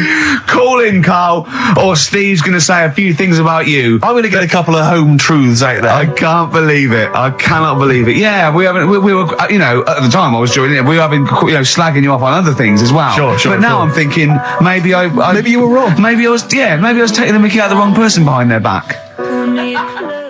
Because the Night from Patti Smith, co-written, of course, with Bruce Springsteen. Oh, it was a co-write, was it? Yes, I thought he wrote it. yeah. Wow, there you go. Learning something on XFM 104.9. Ricky Gervais, Steve Merchant, Claire Sturgis. No Carl. Well, Carl's annoyed me. He's not playing. He's not ill. Another digit from the number? Yeah, just do one more digit, Claire. You serious? Yeah. Five. Yeah, 5. Good. 5, so 1 5. Okay, great. We'll keep doing that. But I'll tell you what. The best revenge is living well. Indeed. Why don't we just do a brilliant remaining 50 minutes of show, and show the people that we don't need Carl. High five. Let's do it. You don't need Carl. Right, let's go. Starting now. Some brilliant stuff. Bad Company. Can't get enough of your love. I'm in a rock mood because Carl's made my blood boil. Yeah. Really. I might even play a song, you're probably too young, called Spirit of the Radio by Rush. It's sort of like, for rockers, and people like that, it's like the ultimate sort of pomp, rock, progressive pop song ever. It's classic. Yeah, you might hate it, or you'll love it, or you listen to it ironically. I love it. Do you know what I feel like doing? What? Writing a little sort of hymn or a ballad. About to Carl? To Carl. Yeah. We've tried threatening him. That's not worked. Give out one more digit. We got half hour to go. Because they're 3 digits, so it's what is it? 07968. Yeah. 15. Next digit, please. 7. Okay, 157. Right. I hope you're making a note of that. You'll be able to phone Carl, leave messages, tell him what you think of him. Unless he phones. He can stop this at any time by just simply calling here in the studio. You can just call and say, okay, you can just call and say, please don't give my number out. And I'll go, as I always do when I'm winding him up and I'm slapping his head and I'm sort of like spitting on him and stuff. Eventually he shouts, stop it. And I go, well, you only had to ask. Exactly. So if he calls, I go, you only had to ask. Yeah. Oh, the phone's going. Play that break. I'll answer. Oh, it might be Carl. Oh. Wow, here's a bit of a turn up for the books. Karl Pilkington on the line. Right. Yeah, where you been? I'm off ill, aren't I? Right. Okay, what's the matter with you? Just a bit bunged up and that, and got the shakes. Got that sort of that shaky thing to get. Yeah, that's because you didn't eat last time when Suzanne was at work. Yeah, well, I think that's what brought it on. Plus, she was away in the week, and I put some wet jeans on. And I think that's what caused the problem. Well, when did you put them on your head? No, they were just on the Maiden, and the legs felt dry. But just on the what? On the what? Have you got the Maiden? What was she doing there? What do you mean? On the Maiden that you put clothes on. What? Your clothes horse. Maiden. Your clothes horse. Well, yeah. Right. Okay. So you put wet jeans on, yeah? So that's why I'm ill and that. I'm not having a good time. I've been watching the football. So you're just sitting at home watching telly where you could have been sitting here? Well, I would have been better off there because I've got a chair there. I've got no chair at home at the moment because I sold it last week. Why did you sell a chair? What, you only had one chair? What? Look, can't we just, I just was calling up to let you know I was alright and that. We're not interested in that, we want to know about the chair. I sold it, I had a little two-seater, and I sold it because I'm getting a new one, but I've got to wait another month. So you've got to sit on the floor for a month? So you sold a chair before you had another one? Well, she might not have wanted to buy it in a month or something. So I got rid of it whilst I could. She was alright, bloody. We'll talk about that next week. Oh, you're going to be in next week? I look forward to that then. That's a dynamite piece of radio to tune in for. The day Carl sold a chair. Brilliant. Alright. So you alright then? It's going alright? Well, why did you take this long to call? We asked you to call since the very beginning. We've been phoning you. Why did you phone me so long? I heard the beginning. I heard the beginning of the show. I thought, yeah, it's going alright, the air and stuff. Turned it off. You turned it off? No, I put a tape in though, because even though I'm ill, I'm still showing an interest in it. Well, you're not, if you're watching football and shaking. Yeah, well, I'll listen back to it later, so I hope you haven't been dissing me. No. Right? Definitely not. Don't listen back to it, it's not worth it, but we haven't been dissing you, no. And I've just been watching a bit of football, right? Did you watch the Monkey programme last night? You told us to watch the Monkey programme. We all stayed and watched the Monkey programme. Alright, wasn't it? It was rubbish, wasn't it? Obviously not half chimp, half human. Well, I mean, they missed out a lot of the interesting bits. They didn't have any interesting bits. Those are bits that you made up to make it more interesting. The bits that I told you about 3 months ago before they decided to make the programme. Yeah. What were the bits that you came up with? Well, they missed out the bits about, the zookeeper. Right, there wasn't a zookeeper, yeah, go on. Well, there was, but they left that bit out. Well, okay, fine. And they left out the bit where it ran from there in 1975. In terms of those that did research, they actually went and filmed it, you read it on the internet. Yeah. Yeah. Chances are you're the one with the facts wrong. Yeah, I think they also left out the bit when it jumped over 3 double-decker buses on a motorbike. On Evel Knievel's motorbike. Yeah. So, I can't believe it. I cannot believe it. Not only do you not bother turning up, but you turn off the radio and start watching football. Yeah, I turned it off, but I've recorded it. I'll listen back later and sort of... Well, what good is that? Sort of, I like to keep it in shape and that. I'll have a word next week. Alright. If you receive any phone calls from people you don't know, we don't know anything about that. Instantly, we don't know why that is happening. That is just going to be a weird, spooky thing. So and don't bother telling the story about Men in Black 2 either, because I don't think people will be interested. Actually, on the subject of Men in Black 2, what? Have you seen that, Steve? No, I haven't, Carl. Tell me about it. You should see it. Go on. Why? Because there's this thing in it. Go on. What, a stupid, bald Mancunian tosser? No, weirder than that. There isn't anything weirder than that. Big eyes, it was gangly. Keep talking. You've got to see it, because you wouldn't believe how the likeness and that. You've got to check it out tonight. Right. It's not as weird, it had a normal voice, right? He's done you and he's not even here! I'll tell you what, mate, it ain't worth coming in next week. Stay on the line, Carl. Play a record player. Kings of Leon, Molly's Chambers. What do you think of that, Carl? Alright. There's a surprise. Another insightful remark. Steve is not a fan now. Not only does he know you've been slagging him off behind his back. No, I wasn't slagging Steve. If you get it out on the DVD tonight, you'll know I'm not slagging you off. It could be your brother. I love the fact that it makes it worse, but he's thinking you're going to go, oh, he wasn't slagging me off. It does look like me. I do think I'm an alien. I love the fact that you hope Steve will go, he's got a point. It's a spitting image. Yeah. I am, seriously, Carl, I'm really angry. I'm so angry with you at the moment. You haven't seen it yet? No, I know, because I know what it's going to be, and I'm just... Why? I'll tell you why I'm angry, because he doesn't do it in jest. No, but what do you think it's going to look like? What do you think this thing's going to look like? Going to look ludicrous. It's not going to look anything like me, but he's going to pretend it does. Go on, what? Go on. No, it does look like you. Yeah, of course it does. And you look like the Human Z. Well, I mean, to be honest, you did a bit, Carl. You walk like him, you're bold like him, you got a sort of gormless face like him. Any more? I don't smoke. That does. I'm not arguing with you, I'm not well on that. Oh, you're not well. What exactly is wrong with you, you whinger? Well, it's just you know, like I always tell you about the restless leg syndrome I've got? It's like that, but all over. So you're just shaking around the house? I'm just, yeah. What do you look like, Elvis? What are you doing? You're shaking around the house. I'll tell you, with your bald head, you probably look like an enormous vibrator. Oh, God. That's what you probably look like if you strip naked. Oh, you'll have the Scottish widow coming round. Oh, dear. That's, what's her name, by the way? I heard you talking about that. That's, Amanda Lamb. Amanda Lamb, who's in the Place in the Sun programme. Is she actually a widow? Is she a Scottish widow? Hoots, man, my husband's dead. Do you want any money and a bit of my clam? Brilliant. All right. That's the sort of quality you've missed out on today. Well, anyway, you're going to be back next week. We need you back next week. Yeah. Yeah. Well, how do you know? Also, how did you know you were going to be ill today? Because you phoned and arranged this yesterday. Convenient. And I spoke to you yesterday and you didn't sound very ill. I felt ropey yesterday afternoon. You've got a bit of a bunged up nose. Even though I have a bit of a bunged up Even though I was nose. ill, I still sorted it out. Yeah? I'm a little bit sweaty. Even though I was Carl, ill, sorting it out does not mean you phone up Sturgis and send her down. That's not sorting it out. That's making things worse. Have you learnt nothing?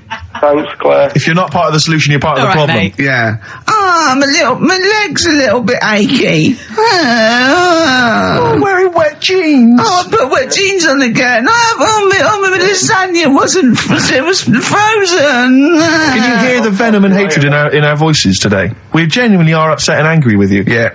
Can't believe it. I cannot believe that Right, well, the thing is, we'll be back to normal next week, right? We've got Billy Elliot doing the film next week. Right. Any prizes? Got some good stuff. Have you got any films with Burt Reynolds in to give away on VHS? And I'll see you then. Great, we're looking forward to it already. I'll see you later. See you later. Good. All right, So Carl, had a looking good forward week? Yeah, not bad. Have you? Going on holiday now, aren't you? Well, I will be doing later. Tell you about that later on. What, There's a hook.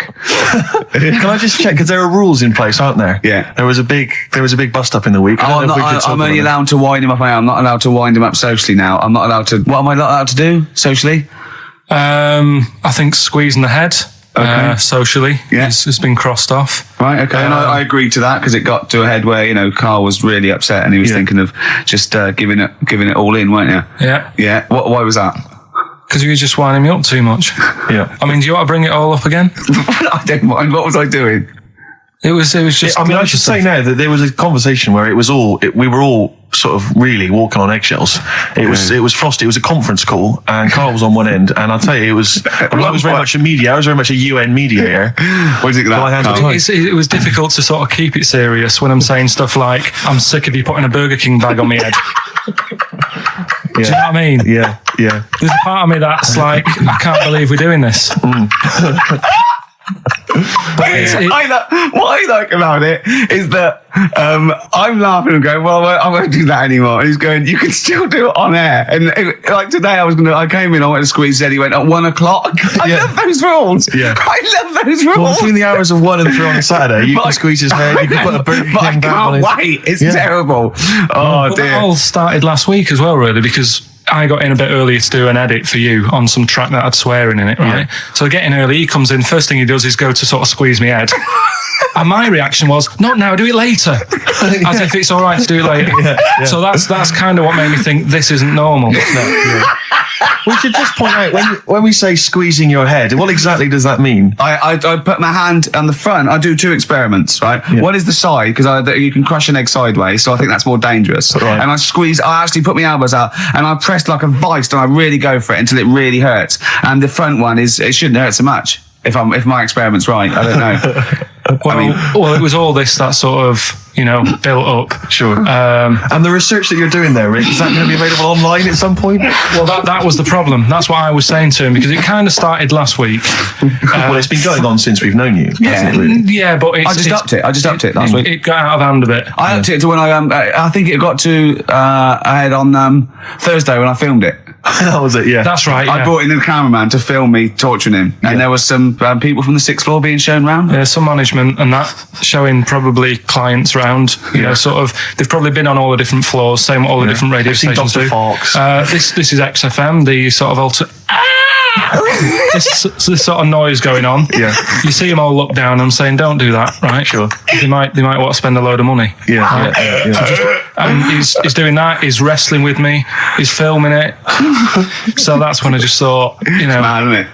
And then when we were having the argument on the phone, I was saying, you know, has this been some sort of experiment? Yeah. He did. He said that, and of course I lost it. Yeah. But it's all good now. Do you want to squeeze his head before we play the next I record? won't at the moment because we've got to get on. It's not right, and that annoyed me as well because I was trying to find out where he was going. I was filming him. I was going on waiting for Carl. Told Johnny he's meeting a mate at 6, which annoys me on 2 counts. And I'm just doing it to the camera, you know. So I'm gonna follow him and just turn up and go. All right, where you been? But then when I came and he went, I'm meeting a mate, and he told me where it was. So I told him that spoils my fun. Of course, because you'd want to just track him down. I don't want him to like it. Yeah. Which is pulled the rug under my carpet now that he's going to let me do. Do you know what I mean? It's just, it's a little bit annoying. It's that thing though, you see. This happened years ago to me, right? When, you know, you get pally with someone and then you wind each other up and then there comes a time when you just go over the line. Yeah. Right? What happened? Well, it was this lad called Anthony, right? He was my mate. Yeah. And we used to sort of always have a little fight in the toilet and that. Right? Sure. Punch each other. No, I want to wipe it. And the punches, you know, used to get harder and stuff. And then, you know, so he hit me harder. Turned out into a proper fight. Yeah. I chipped his tooth on the sink. Right. This happened at school, and it was time for assembly. And I thought, oh, and he's in the toilet crying. I thought, oh, go to assembly. There's police in there in the assembly that day telling people about unnecessary violence. And you thought they were there for you? So I'm like, oh no. Anthony's going to come in a minute, like crying with all blood coming from his mouth. So I'm going to get arrested. Yeah. Did you go running and sleep? That was an example of. Yeah. I mean, it kind of happened because I went out with a girl who he fancied. How old are we now?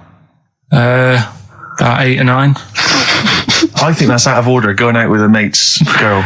Yeah, but she didn't like him. He had like big ears and that. He had no chance. So why should I? No, but do you know what I mean? All right, I haven't got the looks like I used to. Sure, when you were 8. But that's before the stress of, you know, having head squoze and that sort of thing. I have aged a lot. Having your head squoze. I love your own grammar. I know, that's the past tense, is it? Squeeze or to have squozed. Oh, he did squoze his head. Yeah. Oh, brilliant. So, you know. What about a bit of Bowie? Let's be my wife. Carl, I'm asking you. I think we can squoze that in. Be my wife, Carl. Come on. Will you miss me on holiday? No. Really? No. What? He's joking, I assume, Steve. Well, I don't know. Can you tell? I can't tell whether he's serious or not. What do you mean, no? No, definitely not. I mean, I might, when I get back, I'll go, just have a quick chat, but I'm not going to be sat there going, I wish I was back in London for Ricky to, you know. I've squozed my head. We've sorted the head problem out. Yeah. No, I still won't. No? Okay, well, that's still what I'm saying. Nice to do that one again. Always. Metal Mickey, Suede on XFM 104.9. Wow. Nearly over with Ricky, Steve and Carl. I've done another little sketch for you, Carl, because I was excited by the fact that we raised that money. So I've done a little... Well, it's not over yet. It's like people go to the website and if they think it's worth more than 50, they can say, I'll give you 55 or something. XFM put that little one on. It's all 3 of us, isn't it? Well, they haven't done that yet. No, but they can put that on next week and they can frame it for them, can't they? Well, if they have a look, xfm.co.uk/Ricky, can have a look at it if you want it. Just pay some money and... Now, it'd be worth a bit of money, won't it, in a few years, when we're all dead. Mm-hmm. Now, listen, Carl, you're going on holiday. You need a little rest, don't you? Yeah. What's the vibe? What's the vibe of the day? What's the crack on holiday? Come on. Where are you going? Madeira. Right. Good. It's for Suzanne's dad, right? My girlfriend's dad. He's 60, so... Yeah, that's the average age in Madeira. Is it? It's good. It's quite, yeah. Well, my mate Damo went to Madeira, and he was worried about sort of terrorism on the plane, and he looked around and he thought, well, if someone gets up, someone will wrestle him to the floor, and he looked around, and he was the only one he realised could have got to have his seat quickly enough. So you'll enjoy it. It's quite quiet. It's nice. It'll be all right. I mean, it's the first time a mum and dad have been away, so... Whatever? Abroad, yeah. So they're worrying about... They just don't understand the rules and stuff, so they're panicking a bit. And then in the week he called they know up. that They're going to take livestock. Yeah. Well, it's getting like that. It was like, Are they filling loads of Durags with heroin as we speak? Exactly. No, but do they know about passports expiring, don't they? I mean, they're not completely stupid. they know about all that, right? Yeah. And he called up in the week. One of the questions said, what's the best thing when you're going abroad? What's the best thing to use to carry tea bags? So it was like, what are you worrying about that for? They'll sell tea bags out there. And he's like, well, we want to take our own. It's like they'll sell tea bags. Yeah. And he's worrying about that. He's saying, can I put it in a glass jar? So put it in a glass jar then. He's saying, oh, I'll bubble wrap it. So he's bubble wrapping a tea thing. It's just, I mean, it is annoying me a bit because it's meant to be a week off from you annoying me, and already he's niggling me. Yeah. But you are easily wound up. You are a very finicky little fussy person. You don't like the slightest bit of pressure. See, I thrive on pressure. I'm working here, working there. That's the way I work as well. That's always doing stuff. Monkey news. You know what I mean? Oh yeah, Monkey News. I got an email. Sounds I won't afraid. read it to on air. It's rubbish, but that's one feature. That's my bit done. That's all I have to do. Well, I'll tell you what. When I'm away next week, do Monkey News and see what you can find out. All right. Oh, there's a challenge. See what you can do. Yeah. I've already told them about the Guinness Book of Records one, so you can't use that. Yeah. Right. We're going to find the best Monkey News ever, Carl. Wow. What was it you said to me about? Because I mean, the thing is that you don't really like people, do you? That's the truth of it. People annoy you, don't they? They wind you up. Yeah. What was it you said to me about friends? You don't. He doesn't like friends. He doesn't want any more friends. He doesn't want any friends. Is it because one day they'll ask me to help him change a tyre? Yeah. What was it? No, it's always hassle. Well, The tyre he sits and swings on in his back garden, he means. It's just they call up, they ask for stuff, they want favours doing. Yeah, they want a pint, they want to chat to you because they like you. I know they're a pain in the arse. I tell you what, Carl, you're better off without them, mate. Yeah. Although to be fair, Rick, friends like you. Yeah, you're not judging them on me, are you? You're not judging all You know not all friends are like him. Just they do sort of, you know. You know, some friends will never touch you around the head or I nether want to see you regions. for a week, am I? Do you get a little squeezing? I am going to get a little squeezing. Can I come around there and squeeze you? Squeeze him in now. We should play the last Brilliant. tune. Hurry up while we go to ads and that's it, really. Is that it? We've got no time for records. That's a shame. We'll have a quick squeeze. A quick squeeze. Well, that's like a Benny Hill slap there on the Yeah, front. all right, that's enough of that. Right. Okay. I'm not squeeze it. All right, that's it. Excellent. Will that do you for a week? Yeah. All right. See you next week. See you later. See you, Rick. Have a good holiday. All right. Oh no, you should be a weatherman because once again you've predicted wrongly. It's not a beautiful day at all, is it, Stephen? That was you two, XFM 104.9, Ricky Gervais, Steve Merchant, Claire Sturgis. Claire Sturgis in for Karl Pilkington. Karl Pilkington is on holiday as we speak. Where has he got? Mauritius, was it? Madeira, I think, with his girlfriend's parents. You remember last week he was worried they'd never been abroad, and her dad was saying, what's the way to pack tea bags? Yeah. Carl's going, you'll get him over there. And he was going, we'll put him in a jar. He goes, put him in a jar. I phoned him up in the week, just before he went, I think Friday, said, have a nice time. And out Sunday, and he said, guess what he's doing now? What he said? He's packing margarine. Oh, of course he is. Oh, bless him. My dad does that. My parents always take tea bags wherever they're going. Really? You know, for fear of there being some kind of tea bag drought in France. Yeah. You know.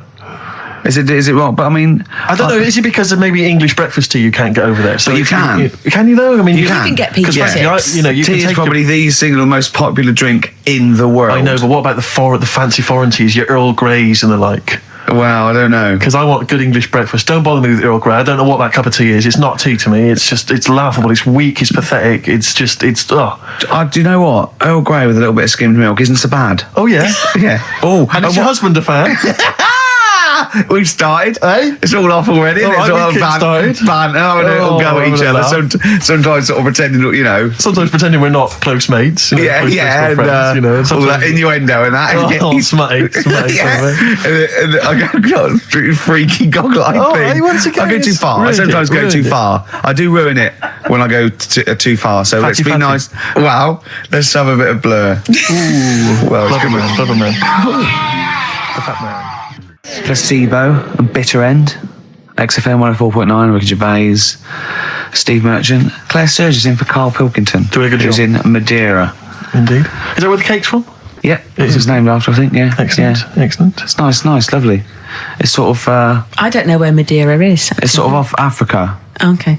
but it's I think There are a lot of Portuguese. old people go there. There are a lot of old people there. There are a lot of old people Carl there. is essentially a He's old 50-year-old before his time, man in the body of a 30-year-old. Yeah. I know, yeah. I think it. Whereas Ricky Gervais, Whoa!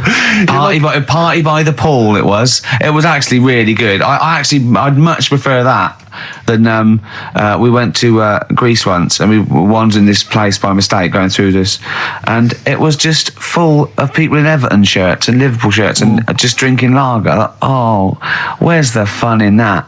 And just I can't. The idea of Butlins, millions of families screaming around would drive me mental. Butlins is the most extraordinary place I've ever been to. I went there with a bunch of friends. We can't slag it off, but I mean, not Butlins specifically, just anything. No, I'm not slagging Butlins off. No. It's just But it was just I've never been to an Butlins. extraordinary Yeah. place. The bars themed.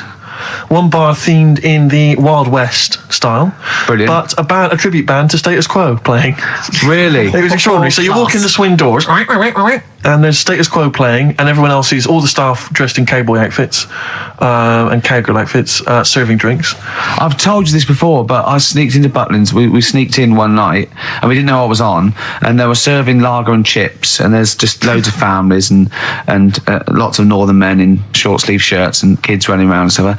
And so they just arranged the chairs in this sort of dance hall, and they went, and now, ladies and gentlemen, the entertainment for this evening is David Copperfield, not the magician. And it was the bloke from Three of a Kind. Of course. He came out, he did it all, he did all the jokes, he did all the, hello, how are you? Oh, you're nice. You know, to people in the audience. And then his finale was he stood on a chair because there wasn't a stage, and he did classical gas, seriously, on guitar. And then they went out, right, and he went, thanks for it. He went off, and they stopped clapping, and he came back on to get his jacket. Oh dear! Oh no! Yeah, it was It's weird 'cause great. There was also a girl-boy duo in blue satin called Joint Effort, which I was loving. And at the end, right, it was on. I think it was on a Saturday night, so people were leaving. Sort of the next day, or Friday night, they're leaving the next day, and the kids and that were sort of like going to the Redcoats, and they were crying, right? And all the Redcoats and Joint Effort, and they did We Are the World. Oh wow! Amazing! What an amazing night that was. Extraordinary. Yeah, They are incredible places. yeah. Blur, Out of Time on XFM 104.9. Ricky Gervais with me, Steve Merchant, Karl Pilkington.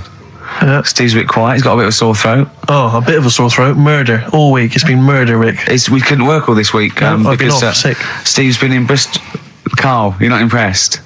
It's just, I don't understand why having a sore throat sort of... Oh, he's done you. Right, what if the sore throat was so painful it was like you've got broken glass and razor blades in your throat?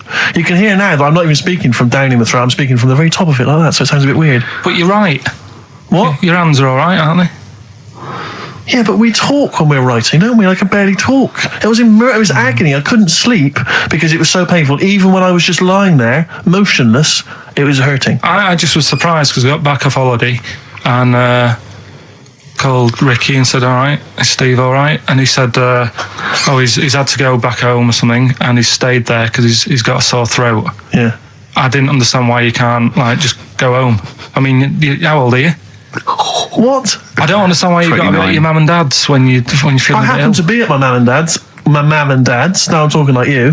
When this sore throat really kicked in, so I thought I may as well stay and get a bit of the creature comforts of home.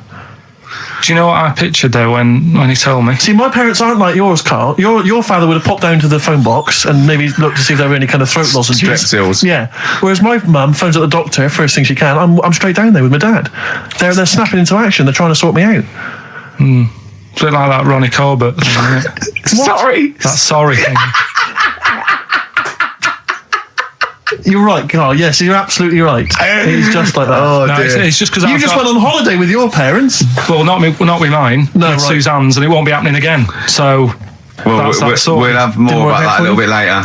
Pain Well, in the luckily we came in a few times, didn't we? We've been here since about 11:30, haven't we? Yeah, sorting Doing- stuff out. Doing a show. What, have you been squeezing his head or? No, that's strictly between the hours of 1 and 3. We established that, and I've kept the rules, haven't I? I did practice the grip in the week, didn't I? Yeah, just to see what method he was going to use today. Yeah.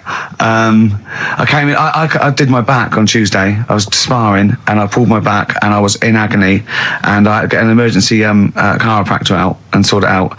And I was on painkillers and I couldn't walk the next day, but I still came in and did a voiceover that was booked at 4:30, didn't I? I got Johnny to walk me in because I couldn't sit down, so I couldn't take a cab, but I could be upright and I had to got him to walk me in because I was scared someone was going to bump into me. And I did the voiceover. That's dedication, isn't it? Yeah, but right, I got back off holiday on the Tuesday, right?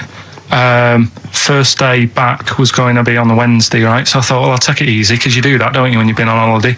The first day you just want to sort of. I don't. I'm straight back into it. Well, yeah, but it's nice to. Do you know what I mean? Yeah. Just sort of look at your emails, go through all them, work out what people need and stuff. Sure. Doss around, yeah, sure. So I thought I'll take it easy. As soon as I got in, I was told that Ricky had been booked in to do a voiceover. And I thought, can't handle that. Do you know what I mean? On the first day, him coming in annoying me, probably trying to get a week's worth of head squeezing in.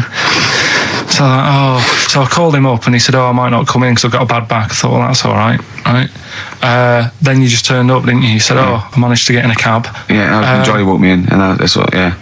And he did the stuff, which I haven't got it here at the moment, but I'll find it on the system and I'll play you what he did. That he's been paid to do as well. It's all right. Yeah. Well, it's not all right. I had to pretend it was all right when I played it to all my bosses to try and look, let's play that a little bit later. But now, as we're all back together, Steve, would you say the boys are back in town? Yeah.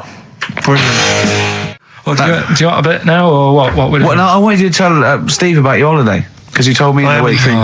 Go on, Steve. I mean, bad idea. I had a feeling anyway about going away with like Suzanne's mum and dad because I've never been into sort of family holidays anyway, right? Even when you see it, whenever I've been on holiday and you see like families on planes and that, and they're all having a laugh and a joke, loving it, and then on the plane going back, you can see that they've gone off into groups, and like, you know, the dad isn't talking to the daughter and all that business. So I thought, asking for trouble, but you know, I do everything once. Do you know what I mean? Boxing, dancing, going on holiday with parents and that. Yeah. Give it a go, see how it goes, right? So not your A levels, but fair enough. It started off. It started off bad, didn't it? Because last week I told you that. You know, our dad called us up and said, you know, I want to take some tea bags with us to Madeira. Yeah. What's the best way of packing them? Yeah. Right. So I knew there was going to be problems like that because the thing with Suzanne's family, right? They like having a routine. They know what they're doing every day. They know what they're having for tea every day.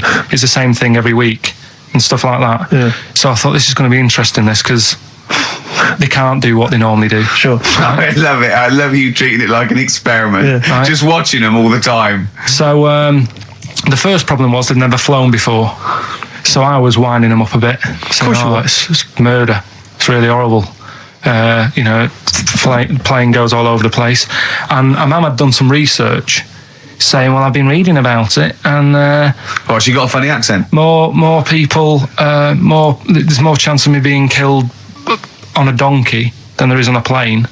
So I upset her. I said, right, when we get there, Spain. I said, when we get there, let's see if there's any donkeys on the beach. Yeah. Right? And she didn't like that. So what? To joke about you hoping she died? Yeah. Oh, what's up with her? Right. So we get there, and you know, they see the villa and that, they're quite happy with all that business, right? And all that stuff. And then as time went on, I was getting a bit sort of fed up with them being around us all the time, because I think you should have your own time when you go on holiday with the family. You should say, right, you go off and do your thing, we'll do our thing, and we'll meet up later and talk about what we've been doing and stuff. Anyway, so it gets to like the Thursday. We've been away since Monday, right? And I said, right, we're going out tonight. So our mum says, yeah, we'll come with you. I said, no, it's just us. We're having a bit of time on our own, right? Is it true you said to her, you told me this, you said to her, you started to annoy me, I want some time on my own? Well, I told her at the start, I said, it's going to be interesting, this, because people annoy me when they're around me a lot. Sure. So I wasn't nasty to her, I just was saying people, not her. All right. Yeah. Do you know what I mean? I'm just saying, you're going to get on my nerves. So, you hailed a donkey for her. So, no, but seriously, right, with the flying, do you know those stockings that you can get because of deep vein thrombosis? Sure. She had them on in the cab. Brilliant. And it's only a 2-hour flight as well, so that was annoying me. Right, so anyway, it gets to this, you know, the Thursday night when I'm going out with Suzanne, and our mum's like sat on the sun lounger outside. So where are we going tonight? I said, no, like I said, it's just us. We're going out having a bit of time to ourselves. So I could see as the day was getting on, she was realising that she's got a night in with like her husband, right? Her face started to like look miserable. Sure. I thought, I'm loving this. So I said, right, I'm going in to go and have a shower, go and get ready for the tonight. It's going to be great. And winding them up, wind them up because they can't come, because he said they can't. Right, so I go upstairs, have a shower and that. I come down and a mum's smiling. Oh, hang on. So I'm thinking, hang on a minute, what's going on here? So I went to Suzanne, I said, why is your mum smiling? She's not coming. She said, no, but my dad said he'll take her out now. So in a way, she was happy because she got her own way, which annoyed me. That annoyed you, sure, because you wanted to... like, you don't even want her husband taking her out? Well, it's just the fact she didn't want to go out. She was happy to stay in and have sausage, egg and chips that they'd found from some shop that sold English food. Right. So that's almost like what they do if they're at home. Sausage, egg and chips. So she was happy with that if we were staying in and having that. But because we were going out, she was fed up. Right? So she's smiling. So she's going, yeah, I'm going out now. So I said, well, enjoy yourself. She said, where are you going? I said, well, it doesn't matter, does it? You don't need to know. Sure. You're not going to where we're going. Oh, you just don't want us to be in the same restaurant. I said, yeah, that's right. I said, I want a night out on my own with Suzanne. It's our holiday as well. I don't know. I can talk to you about this. This is not even his own parents. This is someone else's parents. These are the parents of the woman he loves. But even Suzanne sort of agreed with me. There's only so much time you can spend with your parents. That's why you leave. That's why when you're ill, you don't go home to them. Yeah? Sure. Yeah. Because the slight difference between me and you, Carl, is that not everyone in the world annoys me. Well, not everyone does. Just... I can see what I felt a bit guilty that week when he said I was annoying him, but I realise it's not my fault now. No, everyone annoys him. Yeah. So yeah, it was an all right holiday. It was good to get back. Brilliant. Won't be doing it again. So. No. And what now would you say is your relationship with Suzanne's parents? Is it a frosty one? No, I just think they know that I don't like to put up with them for a long time. Yeah. I mean, when we were packing, a man was upset because like she really liked the place where we were staying, right? Because it was quite a big villa. Because there was a few of us. There was a brother as well with us, right? Yeah. So our mum said, "Oh, I love it here." She said, "I'm definitely going to book this place again." I said, "It's a bit big for two of you, isn't it?" Just being sarky, like we're definitely just. I said, because I won't be coming again. You're like, I don't know what you're like, Carl. You're a monster. You're an absolute You're one of the people that monster. goes, I says that speakers are fine, I says and gibbered what the wibble. Yeah. And never the way will slap. You're like a middle-aged man. You're like an old man. You're like an old man and you're what, 30? I'm just imagining you scraping along in clogs and a flat cap going, oh, that tree's got to come down. Yeah. Puncturing a kid's ball if he kicks it into your garden by mistake. Yeah. Refusing to give it back. Yeah, gather round. Yeah, there were once Chinese kid as hairy as that cow, which is weird because there's not many Chinese people that are hairy, but this one, I tell you, it were back in 1990. Grandad, are you eating a Twix? But are you comfortable being nude and that? We've done this. Well, I don't know what this is. We did this last week about are you comfortable being nude? No, I know. I was talking you're about probably that. most comfortable being nude. It's just probably not in public. Well, Ricky's only really comfortable nude when he's eating. Yeah. There's nothing to get, Yeah, you can just wipe yourself down. Yeah, you just sit in the bath. Yeah. No, but I talked about that, and then when I went home, I was talking to Suzanne about it, and she said, "What's all that about? You don't like being nude, right?" And I said, well, "It's not." It's like I'm part of an Alan Bennett play. It's just, I love the way you talk. Remember once, right? I don't know if I should talk about this really, but Well, that means you should. So go on. Go on. Oh yeah, right. We went to Tenerife, right, one year, and I was still living in Manchester. I'm scared now. Yeah, I don't know what's said that. I'm actually scared. I'm thinking about Suzanne, but she's Well, working. I don't want to know anything about Suzanne, to be honest. No, but come on, It involves me more. Let's hear the story. But I'm just explaining to you that I don't like being nude. Yeah. So you're in Tenerife. In Tenerife, right? Didn't have much money. Stayed in this apartment that wasn't that nice, right? Had the cockroaches in it and stuff, right? Yeah. Didn't have much money to go out at night. So we're in this sort of death trap of an apartment, right? Anyway, so when I was younger, right, had a bit more energy. So he's 30. 80, I know. So, start having it away a bit. It's a joy. Beautiful. It's good. Yeah. I'm going to eat your way. I love it. Go on. Right. So, doing what I do. Right. Yeah. Someone starts banging on the door. So Suzanne Everyone's says, at it. So you mean knocking on the door, right? Okay. Yeah. Knocking on the door, right? So Suzanne said, "You better get it." So I said, "I can't get it now. Can I? I'll have to wait a bit." Right? I can't go to the door. Go on. So the banging's getting louder. Yeah. Someone at the door. Yeah. And she's like, "Hurry up! It must be important." I'm like, "In a minute." So anyway. I don't want to know anymore. No, come on, finish the story. Open the door. It's a fireman. So I just stick my head round, and he's going, "You'll have to get out. The building's on fire." Right? So I'm like, "In a minute." Sorry, you weren't still having sex at this point? No, but, Right. still sort of got to wait a minute or I can't get my pants on. Oh, Carl, I wish I'm so sorry. Right, go on. To this, So the place is burning down. So it could be a serious big fire going on. Yeah. I'm sort of waiting. You can hear people sort of screaming and that, panicking. Yeah. Is that because the door's open and you're nude? The fireman's saying, "Will you get out? Will you get out?" I'm saying, "In a minute." Right. And Suzanne was saying, think of something that's not sexy. Sure. So I was thinking of people, thinking maybe down in a fire might sort of calm me down. Yeah. Then the fireman said, "We need a big pole." Yeah. Yeah, Sure, go on. But what I'm saying is that, to me, I wouldn't have wanted to go out and be safe over, do you know what I mean, over being naked. I don't like walking about without on.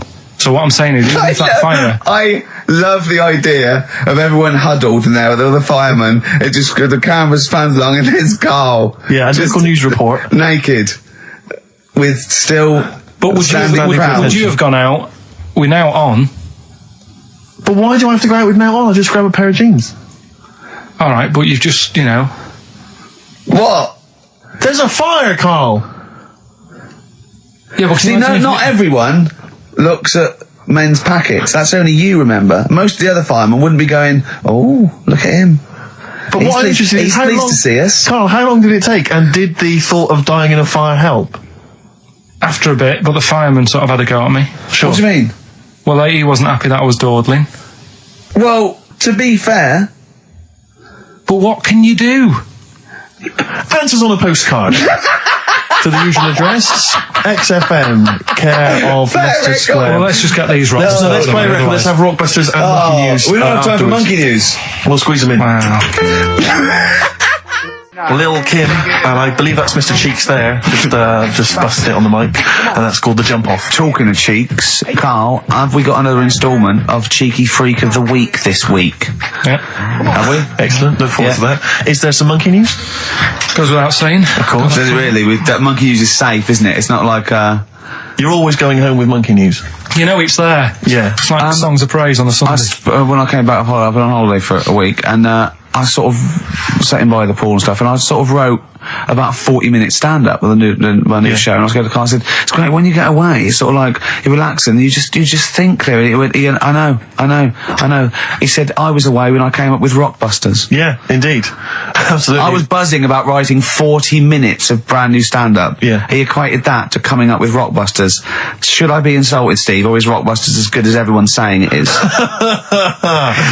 Is it the one good idea? Is it like E equals MC squared was to Einstein is to, Rockbusters is to Carl? What if I do this, Rick? What if I played you some adverts right now? Yeah, and then we came back with some Rockbusters. Yeah. You could make the jump for yourself. Maybe I'll do Rockbusters and show people how easy it is to do it wrong. Adverts, then Rockbusters. And a cup of lovely coffee. Cup of coffee in the pub. Yeah, I want a cup of coffee. So I wanted to ask you something. But again, we've got to be careful here. When you wouldn't leave the building that was on fire because you were you were standing proud. Hang on, we need this. Some people now don't know what you're talking about. Carl, you were on holiday. Yeah. On holiday in Tenerife, right? Yeah. You'd had a moment of intimacy with your girlfriend. Yeah. A knock on the door. You had to stop and get up. And you peeked around the door. It was a fireman saying, get out. But you didn't want to leave because you had a... Yeah. Yeah. It was a little... Yeah. But what I don't understand is you maintained that while looking at a Spanish man dressed as a fireman. Yeah. Is that true? Is that the fact? You maintained... I'm sorry to say, you maintained arousal whilst looking at a gentleman dressed as a fireman. No, these are the facts, and they are undisputed, right? Did you maintain... I'm not a machine, though. Do you know what I mean? I can't turn it on, turn it off. Right? But you were talking... I just thought, talking to a fireman, you'd have probably lost it. I don't know, but you didn't. No, but the other thing was, I mean, I was talking to Suzanne about it again, right? Yeah. She said, what are you talking about that for? Right? I said, oh, it just cropped up, right? Yeah. And the dilemma was, you see, I wanted to try and make sure that it was a proper fire because that was the last condom we had, right? So it would have ruined the night. So I didn't want to it was like, well, what's going on? Is it, do we need to get out? Yeah. Is it a proper fire? Yeah. And I'm talking to this man in uniform. Was he, what did he look like? Was he good looking? Did he look like Ricky Martin, say? Was he good looking? Was he good looking in his uniform? I can't remember. Can't remember. Did he have a moustache? Better play a record, didn't we? Is this bringing it back? What? You look uncomfortable. What? Did you just switch this on with your hand? Why wouldn't you go to the monkey sanctuary down in Cornwall and just go around cuddling as many monkeys as you can? I'm going to tell you something now. Go on. Go in there next week. Are you? Yeah. Taking my mum and dad away, because like Suzanne's mum and dad. What, you're donating them? Most people put them in a home. What are you going to say? How even monkey sanctuary is cheaper? Taking them down, taking them down to Cornwall. Hold on, I thought you said you'd never go away with parents again. No, but that was Suzanne's mum and dad. Oh, is this to get even or something? So we'll do that, and then we'll can it, then. That was your outing. Your phone and both sets of parents over. It goes, right, you won't be seeing us ever again on holiday. We've taken you away. Be careful that the monkey people don't buy you off your parents. Yeah. And don't make sure they don't leave any of the monkeys' food in the telephone box, because Dad'll have that away. Yeah. No. I was talking to him about that the other day. About the nicking in phone boxes. And he should we just explain that to people? They live in a small village in Wales, and it's like one sort of utility store, and when it's shut, they leave you shopping in the telephone box across the road. And Carl's dad found out about this and goes and helps himself. Yeah, to other people shopping. That's terrible. Yeah, go on. And I was talking to him about that, saying, have you picked up many surprises in the phone box? And he said, no. We were talking about other stuff he used to do. One of them used to be going in this supermarket, right, in Manchester. Yeah. Needs a new pair of shoes. Yeah. Go in, take a new pair off the shelf, pop them on, leave his old ones there. Really? And walk out again. Yeah, brilliant. Floor. And then you go in after and buy his old ones back like an idiot. Yeah. You'd go in the next day. They look nice. Yeah. My dad's got a pair just like that. I've always wanted them. Can I have those? Incidentally, we don't advocate the stealing of shoes from shops. Or the joyriding and killing people. Unless you've got one day left. Okay. Or phone boxes. Yeah. Anyway, other stuff I did do proper research on in the week. Go on. Having testicles done. Having your testicles done? Yeah. What does that mean? Same magazine that was doing the hanky coverage. Letting you know what all that's about. It was like a great magazine. How can we get him as a pundit on these news shows like Newsnight? Do you know what I mean? Sky News. On there, wouldn't he? Just on there, just ask him what they think. Wouldn't that be amazing? Is there a producer out there that would take a chance on Pilkington? It's Pilkington, Raggy Omar, Ian Hislop, and they're a panel of people, and they just ask people. Yeah. Yeah. So you can have your testicles made bigger. Why would you want to do that? Well, that's what I was asking. What's the point? Well, the actual testicles, or do they just inflate your ball bag? Because you could do that, couldn't you? You could have some air injected so it was like a big... So they'd look bigger, but they'd rattle around inside, wouldn't they? Make a little noise, wouldn't it, when you're at... Like maracas. Like some kind of instrument. Yeah. That was sort of like one of those African instruments. It's like a big sheep's bladder with all. There's Pedro on the maracas. Yeah. He just Yeah, just stripped to the waist. Yeah. Just, with us hanging out. Why- and then why- when you're sort of like, the neighbours would think, what's he doing? He's been playing those maracas all night. And really, you were, you know. Why The mouse with the ear on its back, go and keep it down. Yeah, this is really loud to me. Hey, why would someone have that done then? You brought it up. Yeah, Presumably so that they could draw a little funny face on them. Yeah. Obviously. And you could let them down after the holiday, like you do a Lilo. Exactly. Just let 'em on holiday, you're floating round, you know, like you're just in the sea with your big instrumental maracas, right? Just floating. You're having a whale of a time, like people playing it as they go past. Exactly. All right, Carl. All right, Become a bit of a sort of local celebrity. Yeah, look, there's Carl with his floating maracas, like a big jellyfish, right? Yeah. And then the end of the holiday, or Saturday. If you've got a little pair of tight speedos, it'll be like Jordan walking around. And then you just like, just let them down when you come let back. the knackers down for the plane.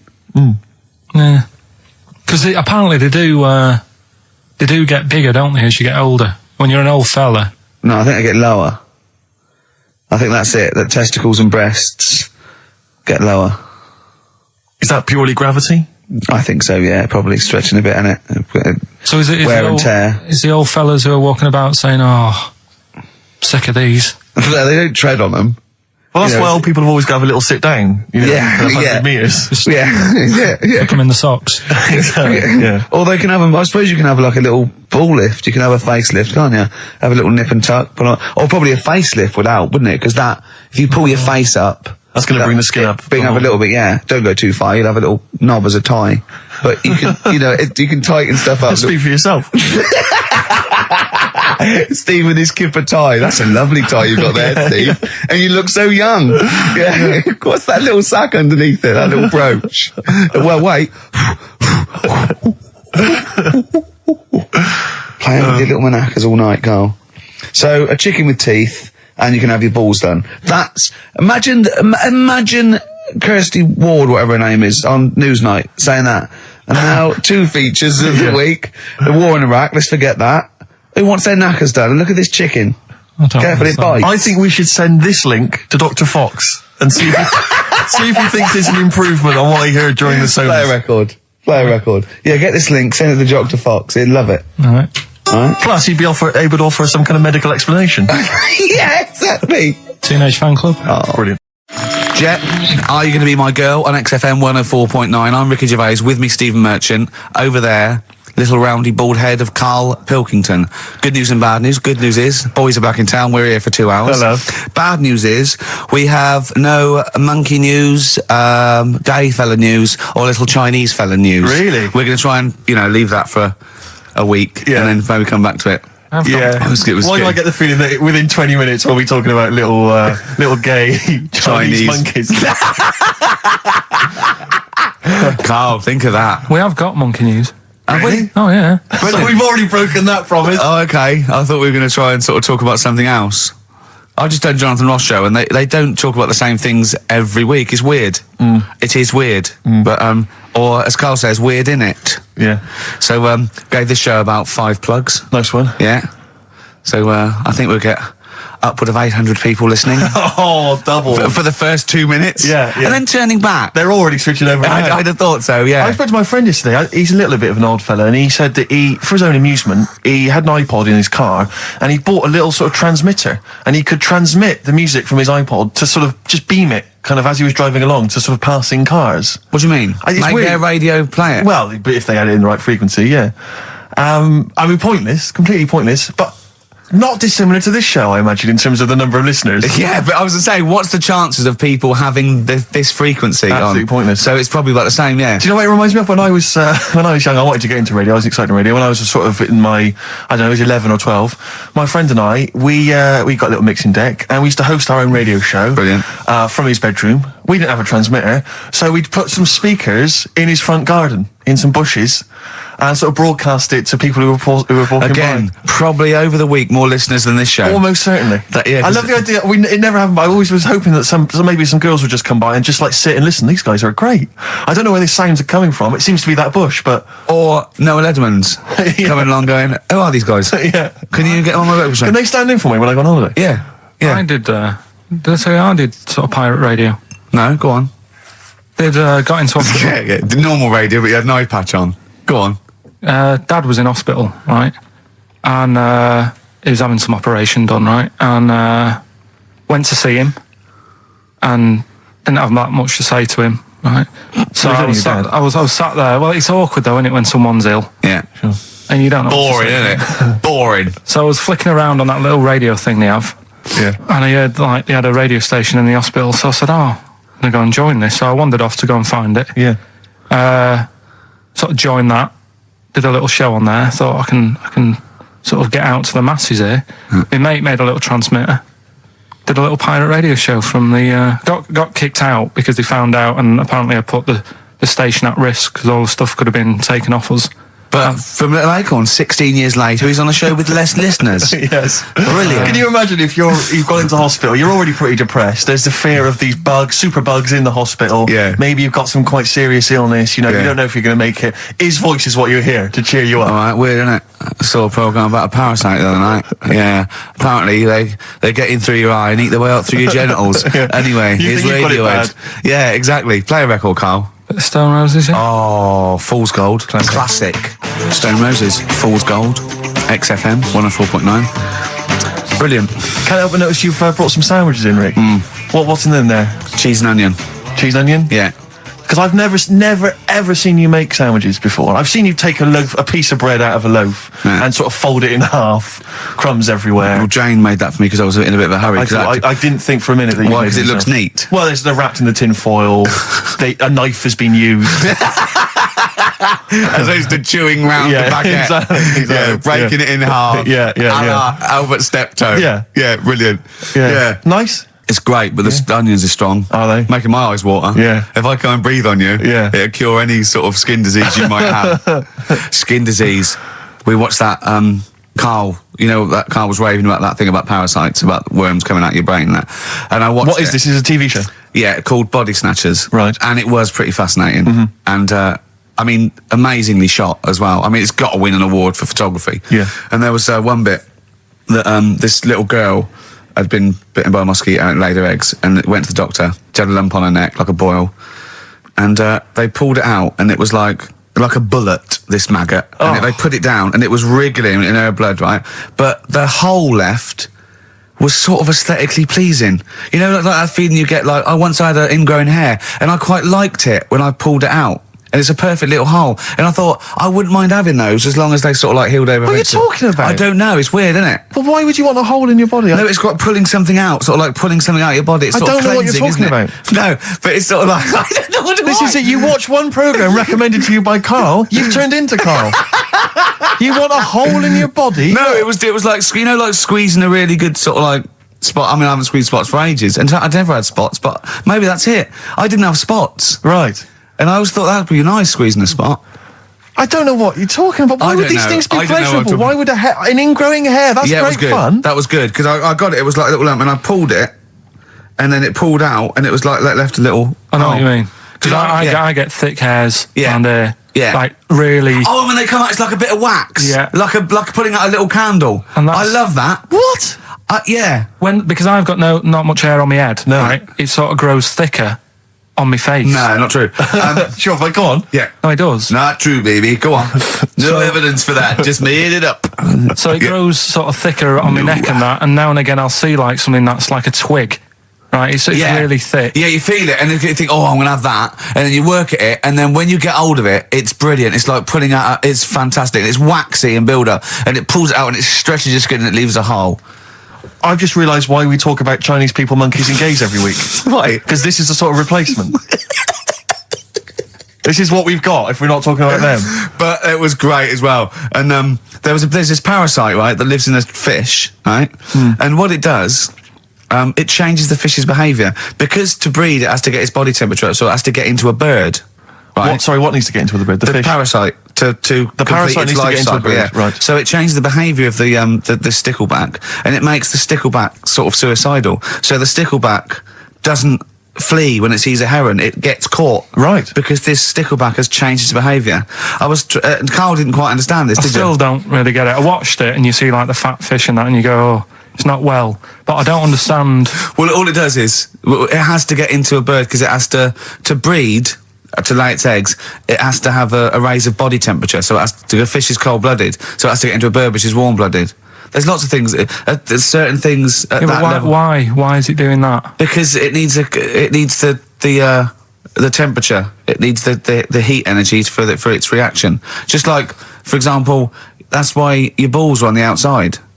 Because the cells have to be a certain temperature to survive. I don't know if it's the sperm or Sertoli cells, but they have to be a couple of degrees below body temperature. Otherwise, they'd be in a nice cage and we wouldn't get kicked in the nads. What do you mean? That's why your testicles are on the outside of your body. They have to be a couple of degrees below body temperature. Yeah, but that isn't why they're there. You see, this is like the chat we had last week about the giraffe having a long neck. What do you mean? They're there because that's where they happen to be. They didn't go right. Well, that's what evolution is. It's a selection process. It's not a will. The balls didn't say, "Look, I'm too hot. Let's get us outside. Let's get outside of here." All right, hang on a minute then. What? So a little man monkey, right? Theirs are in the same place as ours. Yeah. But they're walking around naked, so it could be anywhere. They could be like on the back. It doesn't matter where they are. They call it. Well, they could be on the back. Yeah. So why aren't they? This is a completely different. Steve, you started it. I wash my hands of the whole affair. And we're not only back to balls, but we're back to monkey balls. Yes. In one thing from about parasites, we're back to monkey ball news. Yeah. How do we get back to chimp testicle news? All right then. So this worm's in a fish. Yeah. It's like a little platy helminth. I think it's some sort of. But what I mean is, why are they about? What do you mean? They Why? evolved. But why haven't they died out? Because they're very successful. Yeah. What do you mean? Yeah. What do you mean? Yeah. Tell me the brain event that made you say yeah in that 1 second gap. Because in a way I don't get it, and if I think about it too much, it hurts a bit.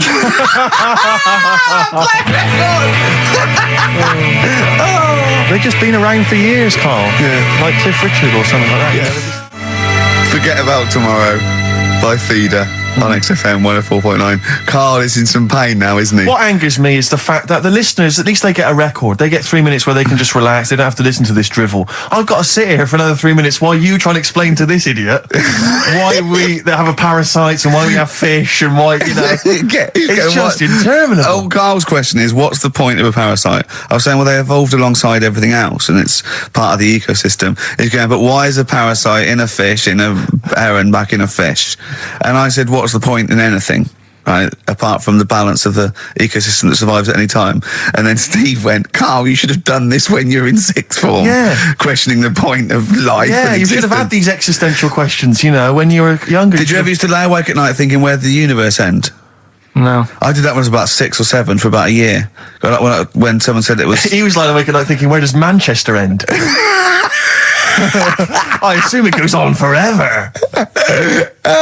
They've made a map, haven't they, for the universe? Yeah. Well, yeah, as far as they can. Yeah. Big is it? It's massive. Yeah. But if you're that lost, you know what I mean? Forget the the map's map. not going to help you. Sure. If you're that lost, forget it. Look, we're never going to make it. We're not going to live 400 light years. We're not going to... Of course, you could take a shortcut through a wormhole, couldn't you? What's that? Oh, no!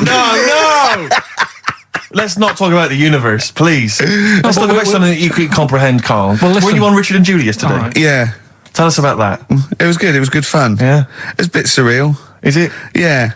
It's nice. That's nice though. There's something charming about them. Do you know what I mean? They go off on tangents. They sort of digress. They suddenly think of something. She suddenly go, oh, my jumper's itching or something. You know. Yeah. And it's quite charming. It's not annoying at all. Yeah. And I'd never seen them do it through before. And I didn't insult them because I said it was like an adult Blue Peter. Right. But in what way? Well, they had a Christmas wrapping competition. Right. Then they had a Christmas rapping competition. And then they had that wasn't them doing kind of hip-hop. Then they had what the French people are like. There was a little, didn't quite understand that, living in France. Then they had a woman who relived Elizabethan Christmas. The bit that made me laugh was she was sort of announcing this through an Elizabethan microphone and PA to all the people sitting around dressed as... I'm a bit confused. This sounds baffling. It was good though. And at the end I said, next week I'll be washing a tortoise and that. Yeah. And the producer said, if you do want to make something for the show, we'll definitely feature it. So I might make some of those things that you spoke on Blue Peter, like send in sort of, I remember they made a chest of drawers out of 3 matchboxes. Yeah. For Barbie doll or something, or Action Man. I seem to remember them showing you how to make a dusty bin once. What, on Blue Peter? I made one, I remember making one. Really? Yeah. I haven't watched Blue Peter obviously for like 25 years, but is it the same sort of thing? I think it's pretty much the same now, yeah. They occasionally they'll have kind of larger sort of dramatic scenes, so that all the cast will kind of act out sort of murder mysteries and stuff like that. Oh yeah. There's a bit more of that going on. Do they still have the Kodo drummers from Japan over? I think the Kodos come on like twice a week. With the shiniest buttocks I've ever seen. Yeah. Greased, they're in like sort of nappies or whatever they call them, and they're playing the drums, and you see them from behind playing these big drums, and they've got shiny buttocks. The lights really pick up their arses. I think they've kind of funked it up since we were younger, because I remember it was always stuff like, let's have a look at this traction engine. Yeah. Or let's drive some traction engines, one very small, a slightly larger one, then you need a larger one, and we'll just drive them around the studio for a bit. So you're going up Nelson's column with Shep. Yeah. You might die, you might not. But I always wondered if perhaps the people in charge were not perhaps down with the kids. So when they were saying, what are we going to do this week? Let's have a look around a traction engine. Exactly. That's what the kids of the early 80s want. But they did used to sneak in education, whereas Magpie, that was just like funky people who were sort of really in the 70s. Never watched Magpie. No, I know I got it wrong as well. I did used to watch it, but I used to watch Blue Peter. I think I was conned. I always feared, because see, with the Blue Peter, I felt like I was learning something. I imagine on Magpie it was just, Mr. T came round or whatever. It was a lot more cool, was it? It was a little bit more cool, yeah, and a lot more throwaway. And it was sort of like, Magpie was sort of like Looking. Right, on telly. Yeah. What happened to Looking? I don't know, it used to be the Junior TV Times, I don't know. There's probably people listening who've never even heard of Looking. Is that what it was? Apparently so. But there was cartoons and things. Yeah, it was just basically an advert for ITV. Looking. Oh, was it? Almost entirely, yeah. And did it have like a Laurel and Hardy strip or something? No, it would have things like the story of 5 Star. Really? And is it like the ones in the News of the World? Not dissimilar. Brilliant. Yeah. Hey, I've had 5 kids. Next picture, bought one of them a guitar. Next one, we're at number 7. Yeah. Brilliant. Next week, Tina Turner. I love the fact that 5 Star is still touring. There's only 3 of them now. Really? They're still called 5 Star. Really? Yeah, I thought there was 4 Boney M's at one point. Tribute acts that each one of them had and then there was a 5th who was someone who wasn't the original member of one of the Boney M's who set up a splinter group. It was ridiculous. Yeah. I don't know how many there are now. I was thinking what we should do on this show as well is have a doctor. Right, just sitting in the corner. corner. Worried about your health? No, just so when Carl says, why are your bollocks there? The doctor can now go, well, let's ask doctor. Right. And he goes, they're there because I don't know. And we need a vet as well. Is Dr. Fox available? we need a doctor, probably a vet, some sort of vet, or a naturalist would be good. And what else? Oh, and a physicist or something, or an astronomer. What do you think, Carl? I'd love that. Would you really? Yeah. Is there any doctors listening? Of course there are. As if a doctor would listen to this. If you are a doctor, I want a qualified doctor. I don't mean someone who's in their 2nd year at medical school. We're not interested in that. Right? A qualified doctor, a GP, or any specialist, and you maybe want to contribute regularly, give us a call. Yeah. We'll even give you a special phone line and stuff. Yeah. Not for now, though. We're going to get a lot of mentalists, aren't we? I would adopt a nom de plume, an alternative identity, because your patients are going to flee if they find out you listen to this. Exactly. Tribe. What's the phone number, Carl? Well, they might as well just email in with the number, mightn't they? That's because you don't like answering the phone. No, I just think it's a better way of doing it. Okay. How can they prove they are a doctor? Just, Go on, Carl. something to do with, Go on. Something to do with... What thing could they say that we'd say, well, he's definitely a doctor, or we wouldn't know that? Think of something. Well, I'm not a doctor, so... We're on the radio, Carl. When we ask you a question, you've got to speak. I know, I'm just thinking, I don't know how you'd know, because you never ask them, do you? If you need their help, you don't think of going, no, before you do this, do you know what you're doing? But saying that, right? Go on. Go on. Talking about this the other day. Yeah. What was it now? Listen, the fella. Play a No, listen. record. Do you want, all right, no, all right, he's got it now. Go on. This fella goes to the doctors, Yeah. right? Oh, right, okay. Right, if this is in any way apocryphal, stupid, illogical, impossible, right, you are never, ever speaking again on radio. So make sure this is at least possible. I'll tell you what, I'll even give you improbable but possible. So if anything that breaks the laws of the universe or logic, okay, that's all you have to avoid. On you go. Right, so this fella, right, he goes to the doctors because he's got earache. Right. Okay, if a chimp's living in his brain... that he go on. So he's got earache, he's sat in the waiting room and his ear's all bunged up and it's hurting a lot and what have you. So the doctor comes out and he goes, right? And because his ear's all bunged up, he doesn't hear it that well, right? So he thinks it must have been me, right? So he wanders in. Keep going. Anyway, I'm going to hate this. I can just feel it in my bones. Steve, I'm going to let you take over. Okay, let's hear it. Come so on. the doctor says, sit yourself down there, right? So he sits himself down. He goes, right, take your pants off, right? So he's thinking that's a bit odd. Anyway, he heard that though. He apparently he took his tackle off. The doctor did some operation. What, there in the waiting room? No, in his office. In his office, yeah. What? Wait. So he removed what? His genitals? Yeah. In his office. Why, Carl? Because he hadn't called him in. Oh, he'd called in a bloke who wanted his testicles taken off, and he didn't hear it. What? So the doctor went out and said, Mr. Jones, who's here to whip off your cock and balls, just here and now, right? Bloke comes in, didn't it? It must have been me. So the bloke who wanted his balls taken off didn't say, I think he said me. So he didn't interrupt then. So the bloke goes in, he starts taking his testicles off, and he doesn't say, I'm here for me ears. What are you doing with that? It's a new single from Snow Patrol and Run. That's brilliant, isn't it? It's good stuff. On XFM 104.9. Rick, go on. I'm about to say 3 little words to you that I've never said to anyone before. Go on. Karl is right. On what, though? From Reuters, someone's emailed in. A Brazilian man who went to a clinic to have an aching ear checked ended up having a vasectomy after mistakenly believing that the doctor had called his name. He had gone in there, entered the vasectomy room when he was called. He was called by the full name and yet thought it was him. But the strangest thing is that he asked no questions when the doctor started preparations in the area which had so little to do with his ear. He later explained that he thought it was an ear inflammation that had got down to his testicles.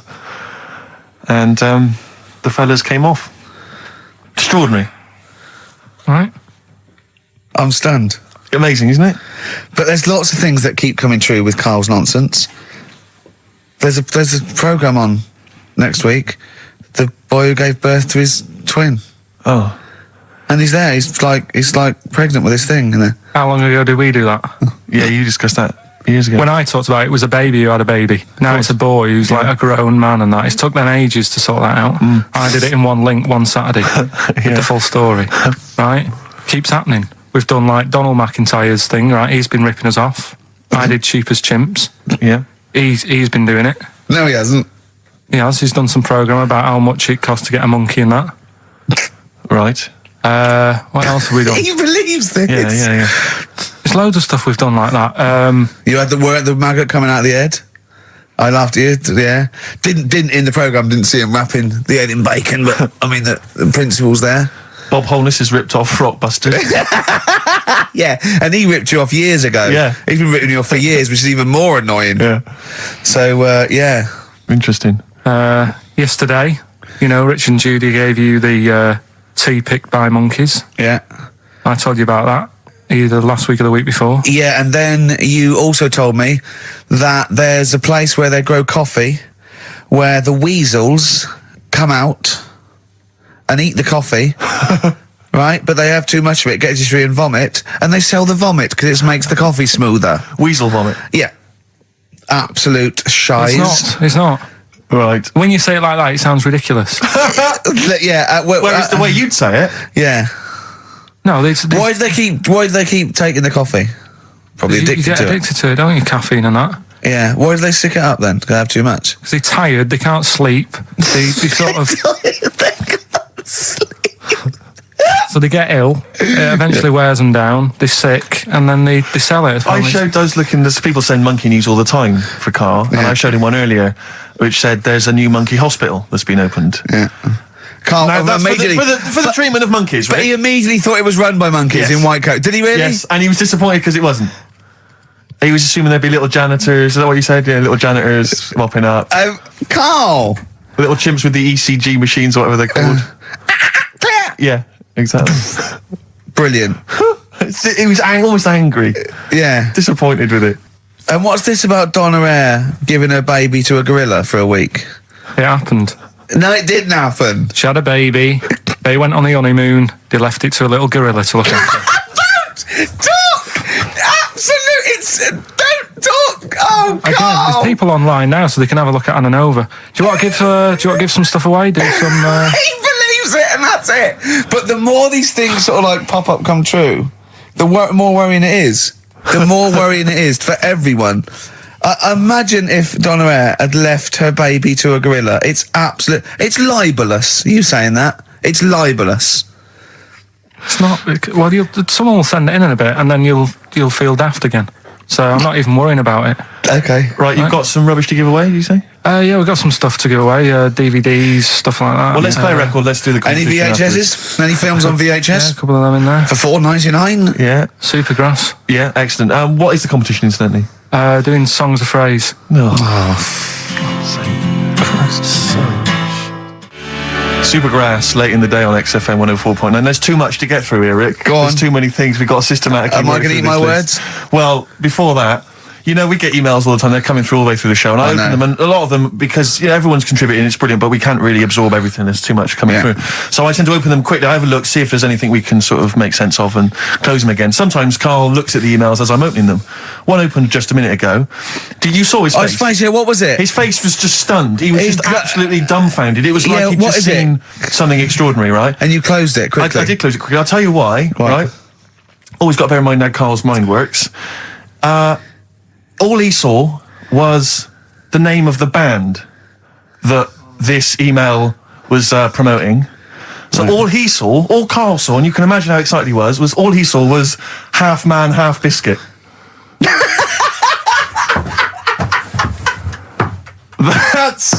That's all he saw. I've never seen anyone so excited. Oh, God. It was actually just plugging the popular joke novelty band. How you heard of them, then? Imagine how excited he was. That is fantastic. Half Biscuit. Brilliant. Mr. Garibaldi. Oh, Half Man, Half Biscuit. That is genius. Oh, amazing. I just saw it, and when you closed it again... Yeah, but the thing is, if he hadn't have told you that, and he'd have erased it, next week you'd be saying about what they've done in scientists, they've cloned a man with a biscuit. He's got currants for eyes. Never go swimming. What? Never go swimming. Anyway, just to... I don't know what the world's coming to, but someone sent us a link to one of the web news pages. Go on. The headline... Donna Eyre to hand her baby over to a gorilla. Well, it's not. It's not going to be what he thinks. Listen, Donna Eyre and her zoo owner boyfriend, Damien Aspinall, intend to place their baby daughter in the care of a gorilla. The couple plan to put Freya, who was born in September, in the gorilla enclosure at the zoo near Canterbury. They will then let her be carried off by the female of the group. Neither parent has any qualms about letting their daughter be taken off, despite 5 keepers being killed by animals at Howlett's and his sister's park since 1980. I don't understand. What do you mean? Well, that's it. That's the news. It's a newborn baby, and they're going to put it in a gorilla. But I mean, well, he said, "Why would I not trust them? I know them. I grew up with them. They're my friends." Yeah, but I'm not saying that they're aggressive, but it might roll over on it or something. I don't know. Take it up with them. I mean, Donna Eyre's not the brightest spark in the box. No, but I don't think my husband is. I don't think she'd endanger. I mean, they must know something we don't. I still can't believe they're just going to leave the gorilla with it. Why would you though? But why would you? Even if it says, well, it's cheaper than a babysitter. Well, I don't know. Well, how cheap is a gorilla babysitter? Carl knows, because there's probably some sort of organisation. Right, are we... Competition then, come on then, what is it? Oh. Songs of Phrase. Remind us of this? We've got the film one coming up later as well. But Songs of Phrase is the one where I take a popular phrase from the show. Well, no, it's not a popular phrase from the show. It's sometimes something you said once. There's this airy Chinese kid. Yeah. And I get all different bits of songs. So, I make up that sentence and you have to email in with the artists that you hear. Well, what's the popular phrase then? What's this popular phrase that's sweeping the nation? It's what we talked about last week. Go on. My girlfriend had a problem with a marrow. Right. Yeah. All right. Okay. She wasn't your girlfriend? Oh, yeah, but I couldn't find sort of okay. blind date or whatever. So seven artists it's taken to make up this. My Songs of Phrase. girlfriend had a problem with her marrow. That's at least 8, so... Well, maybe I not. think I've managed it in 7. Anyway, here we go. What the artists? We'll look at the names of the artists. Yeah, Get a pen and paper and make a note. What artists are you hearing here?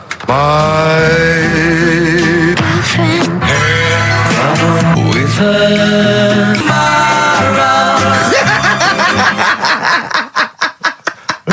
Very good. Oh, okay. Right, What's more? So, what are the artists?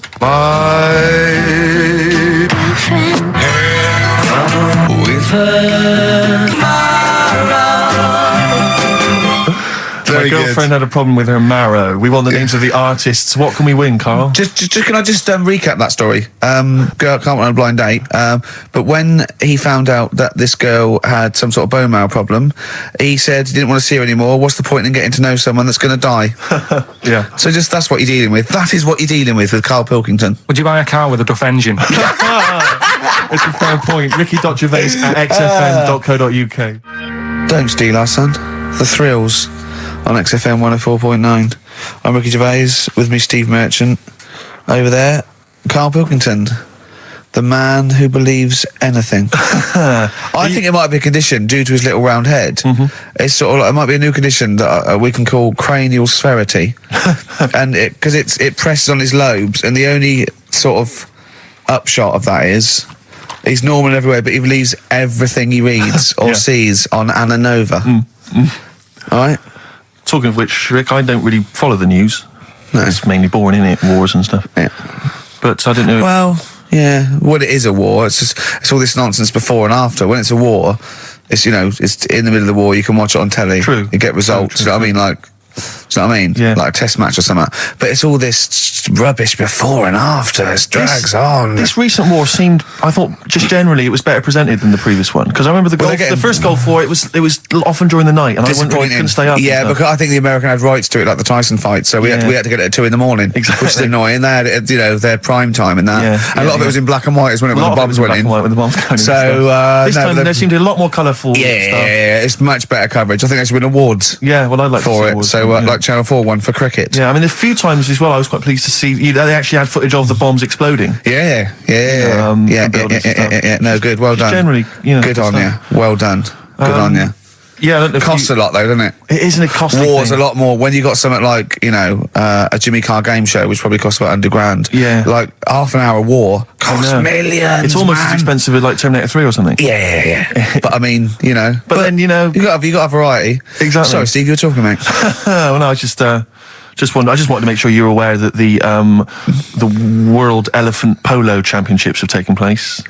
I did get it. I think they mentioned it on. Yeah, we won, didn't we? England won. Yeah. Well, my question is, where have they been practicing? I don't know. Do you remember ever at school anyone ever saying to you, "Are you interested in playing polo with elephants?" Do you reckon it was 5 blokes in pith helmets kept sneaking into a whipsnade? Possibly. What are you doing, lads? We're practicing. Get down. Yeah. Get off them elephants. Yeah. I didn't even know we had a team. I can't believe it. No, but it's like Johnny Wilkinson and the rugby lads. They're going to get MBEs, all sorts. The elephant polo boys, nothing. They're going to get nothing. I haven't seen their son talking like to them. be fair, it's not like horse polo where I don't think there's a stick long enough. I think the elephants kick it, don't they? I think you might be right. I think they're not allowed to use their tusks. They burst it, won't they? I think they go, start again. Raheem! Yeah. What do you mean the elephants kick it? All right, I've opened a can of worms here. You know, normal polo on a horse, they have like stick and that. Yeah, they whack them, right? But I think it's obviously they're too high up. I think I might be wrong, but I'm pretty sure they just train the elephant to kick it. So why are people something about? Why not just let them have a kick about without? Imagine that! And why does horse racing have to have a jockey? Well, they just let the horses go, okay, lads, on your, no cheating, on your marks, get set, go. You know, get back here. Get back here. Brilliant. Why do you think? I tell you what, I'm going to be like a teacher now. Why do you think? You sort of get mixed up which hand they sort of go in. Which hand they've got to get the ball in. Sort of. Yeah, right. Yeah. How do you sort of steer an elephant, as it were? How do you ride an elephant? It seems quite a complicated procedure. I don't imagine they're quite as versatile as a horse. No, you can't sort of like pull it and its head goes, can you? I mean, I don't really know how you... I mean, you'd have to have a huge playing surface, wouldn't you? I mean, these are big creatures. Yeah. They use Kent. Well, exactly. Yeah, they drop two big... huge jumpers. yeah. Either side. One in south of Kent, one in North Kent. Exactly. And it takes days. And is there like 11 on each team? Yeah, and one on the subs bench. Exactly. And it keeps breaking. The bench is broken. Yeah. Terrible.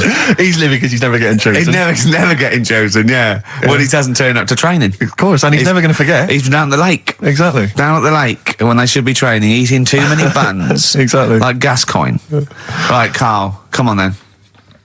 Oh, hang on, I just must tell you as well about Lord Admiral Nelson's erotic letters. Go on. They've been sold at last for £117,000. Sunday Mail? I don't know who bought them. Who opened them that shouldn't have?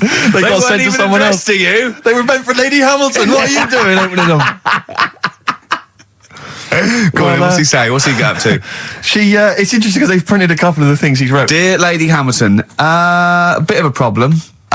Just the one hand. You might have to help me out on a couple of manoeuvres.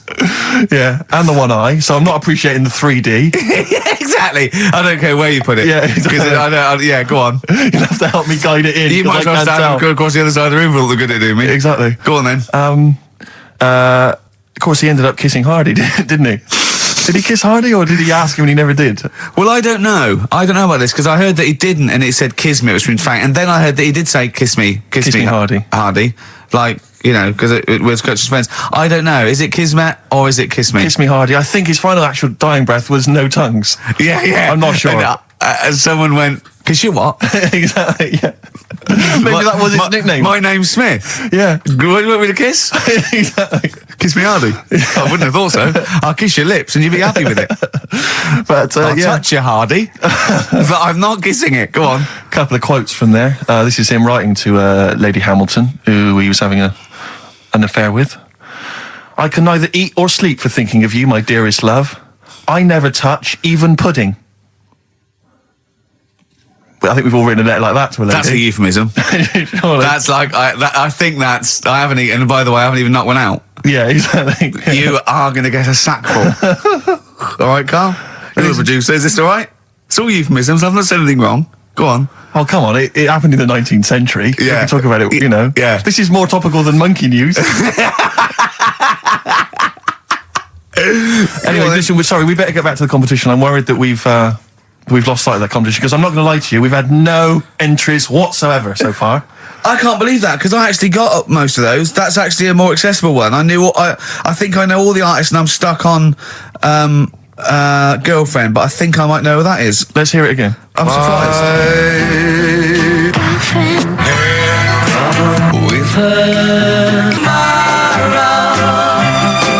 Now I think that's a pretty accessible one. An accessible quiz? Yeah, so no one's... Is the email up or no one's listening? No, well, I think there's a little bit of that. But I think we've accidentally closed down the texting. Oh. So if you're texting in... This is rubbish. It really is awful, isn't it? Yeah.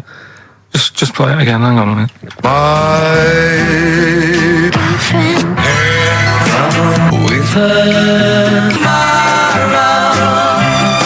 I'll tell you what it was. We didn't give out the prizes. We didn't say what the prizes were going to be. That's the reason. Yeah, I think the emails are going to go mental when they find out it's the first series of Open All Hours on VHS. They'll be flooding in. Let's see what and we've a got Bridget here. Nielsen video. Exactly. Right. Oh dear. Oh no, actually, it's not too bad. Go on. The best air guitar albums in the yeah, in the that's world. still going. That's Volumes that's 1 and 2. evergreen. That'll keep running and running. Some kind of anniversary box set of a Doctor Who episode with a small Who model car. wants that, baby? I'm Alan Partridge Series 2. That's Yeah. worth having, obviously, and Porridge Series 3. Okay, If good. you've not watched all of them on UK Gold, then get them on DVD. There's something wrong with you. Right. So yeah, let's hear it again. All right.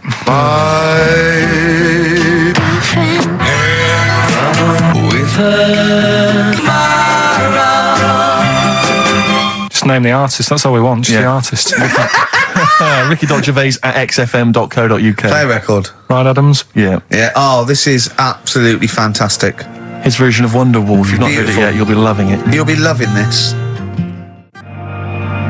Wonderwall, as performed by Ryan Adams. It takes your breath away. It's so good, doesn't it? Brilliant. Is that off the album? Well, it's which album do you mean, Rick? There's so many at the moment. What was the one? The next track on one album. The track after this on one album. Well, you're thinking of this album, Love Is Hell. Yeah. Part 1. Can we play the track after that? We could possibly do that. And that's how it's amazing. A bit later on. Yeah, there's various albums out at the moment, but Rock and Roll is the big rock 80s style rock album. It's all right. It's not great, but this is much better. Go for this one. Yeah, it's not as Love good Is Hell. as not as good as adverts though. Do you know I love it? XFM. Radiohead, Fake Plastic Trees on XFM 104.9. Mm-hmm. Someone just emailed in and said, just want to know what you think of that cover of Wonderwall. We told you. We said it was great. Yeah. Listen. But they must have been listening to hear the song. Yeah. Extraordinary. Although maybe they just turn off when we start talking. Yeah. That would make sense. That would make sense. I mean, it makes sense in a sort of preserving of sanity type way as well. Objectively, Rick, if you were listening at home, if you didn't know us and you were listening to the show, would you listen to it? Would you bother? I know that's a hard thing to get your head round. It's difficult to say, isn't it? I've no idea what people coming to this for the first time think. I love you like a brother, but I get sick of you. Yeah. I get sick of me. Yeah. Sometimes I go up and... It's weird you should say that, because someone's emailed in. Yeah. A recent survey's been done by Cheltenham and Gloucester.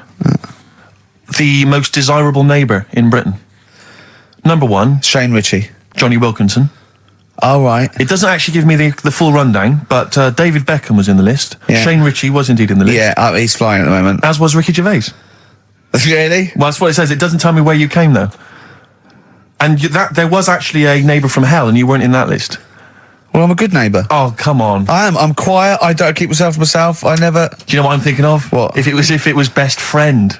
Yeah. Now that would be a nightmare. Yeah, exactly, yeah. Most desirable friend. I'm a good neighbour. I'm quiet, you know, yeah.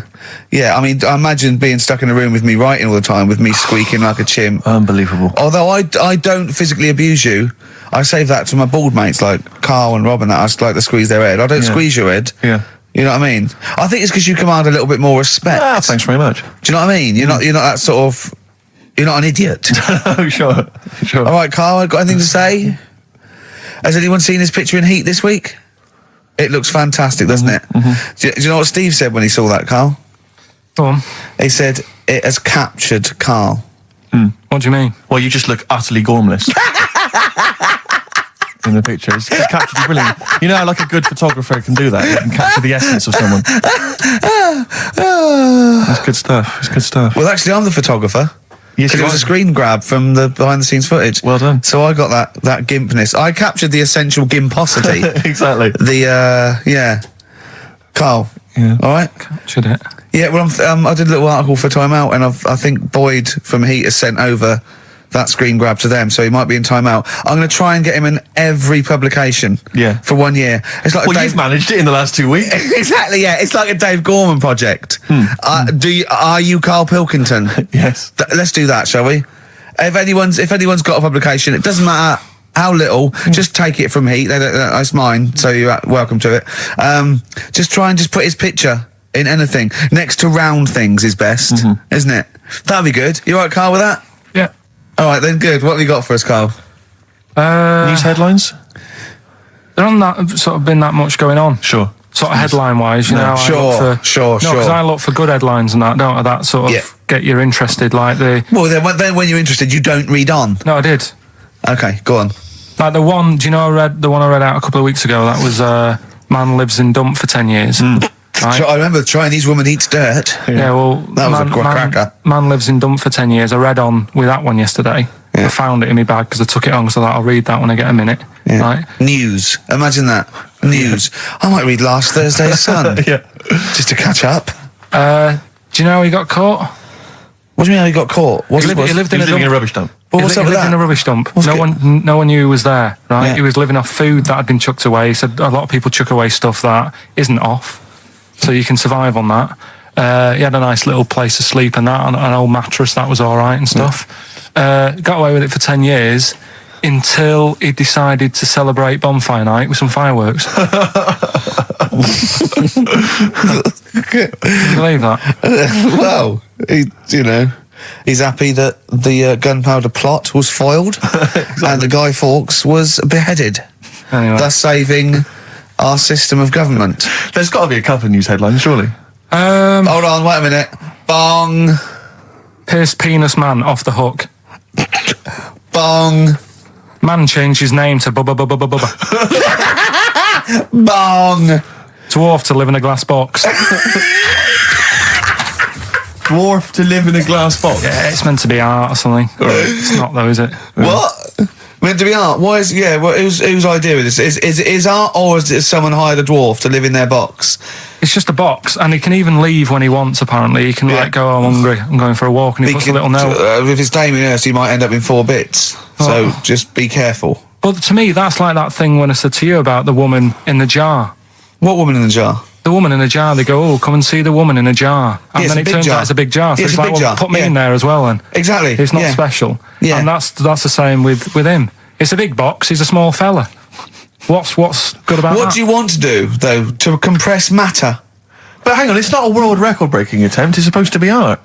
No, what's art about that? Well, I'd like to What's try and art justify about it. that? Oh, can we do a show for BBC Three? Karl Pilkington going around, what's art about that? Yeah. That is brilliant. What's art about that? I'd love that. Would you? I'd love that. Me and Steve are going to do a thing called Is Art Rubbish, where we'd go around and we'd chat about it. Yeah. But we can hand that over to you if you want to do that. If anyone from BBC Three is listening, Karl Pilkington, what's art about that? All right? Weird, isn't it? And what would you go around like Sensation and things like that, and Saatchi, and go and Dali and that. you put a sheep in formaldehyde? What's art about that? Our butcher does it. All right. Weird, isn't it? What do you make of Dali and the melting clocks, all that stuff? Talked about it, haven't we? Have we? Told you. What do you think of it? He sort of milked the idea a bit. Right. Yeah. Because Sure. everything had a melting clock on it. It was like he had a bit of success with it once and then he just ruined it. Do you know what I mean? It's Sure. like, It's like you with the monkeys. Like Status Quo. yeah. Sure. What's your favourite artist? Don't say Lowry. Lowry is my favourite. Why is Lowry your favourite artist? Captures life, doesn't he? Going on and In that. stick form. I know you're a big fan of Where's Wally as well, aren't you? You've never found him, have you? I've never found him yet. No, Carl, that's not Wally. That's a stain on the table. You've come off the book again. Anyway. Listen, are we doing what's in a bit? What? Right, play a record. We don't know what you're talking about. Play a record. What? Yeah, we'll be doing What's It? Yeah, what's it? Coming up after the break. The film thing. The film thing. Oh, idiot. Libertines, Don't Look Back Into the Sun on XFM 104.9. I'm Ricky Gervais, with me, Steve Merchant and Karl Pilkington. Karl, have we got the results? Yeah. Go on then, what are they? Songs of phrase. Okay, songs This of was the phrase. phrase, these were the songs.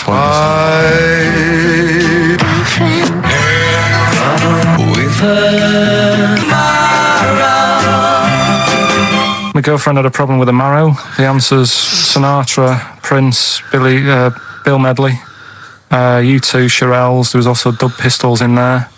No one got all of them, Carl, obviously. But we'll give it to Mark Cantan. He got, what did he get, about 6 or something? Yeah. Well done, he's from Dublin, so that's nice. Well done. Listening over there, the Irish. Yeah. It's good, isn't it? A German man, just thought I'd let you know this, Carl, Sure. Ricky. A German man has been arrested because he taught his dog to give the Nazi salute. And then he made it do it in front of 2 policemen. I think it's an offence in Germany now. That's a fascist with too much time on their hands. No, but is it? It's illegal for a dog to do it as well. I think so. I bet he thought he'd found a loophole. Yeah. I mean, he's been dying to do it, but he thought, well, I'm not allowed to do it. It's illegal for a human to do it. Yeah. Thought he got round it. No, For a while, it just kept doing the Basil Fawlty funny walk. And he was going, no, you're undermining it. Don't do the legs as well. But the reason I mentioned it is because he's German. And what were you telling me earlier about? Carl was whittering on about the Germans earlier. He was saying something about the accent. It's fine with blokes, but not with women. You wouldn't want to go out with a German woman because the accent. I just think it's a bit manly, isn't it? Sure. Is it? Yeah, it sounds a bit hard.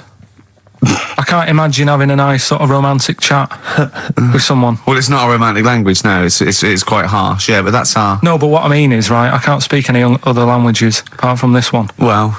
Right. You're struggling with this one. Yeah. And what I mean is... Whereas you really do speak the language of love, all right? There's some condoms, where's me tea? Yeah. What I'm saying is, if a French woman was talking to me, I'd say, I don't know what you're talking about, love, but it sounds good.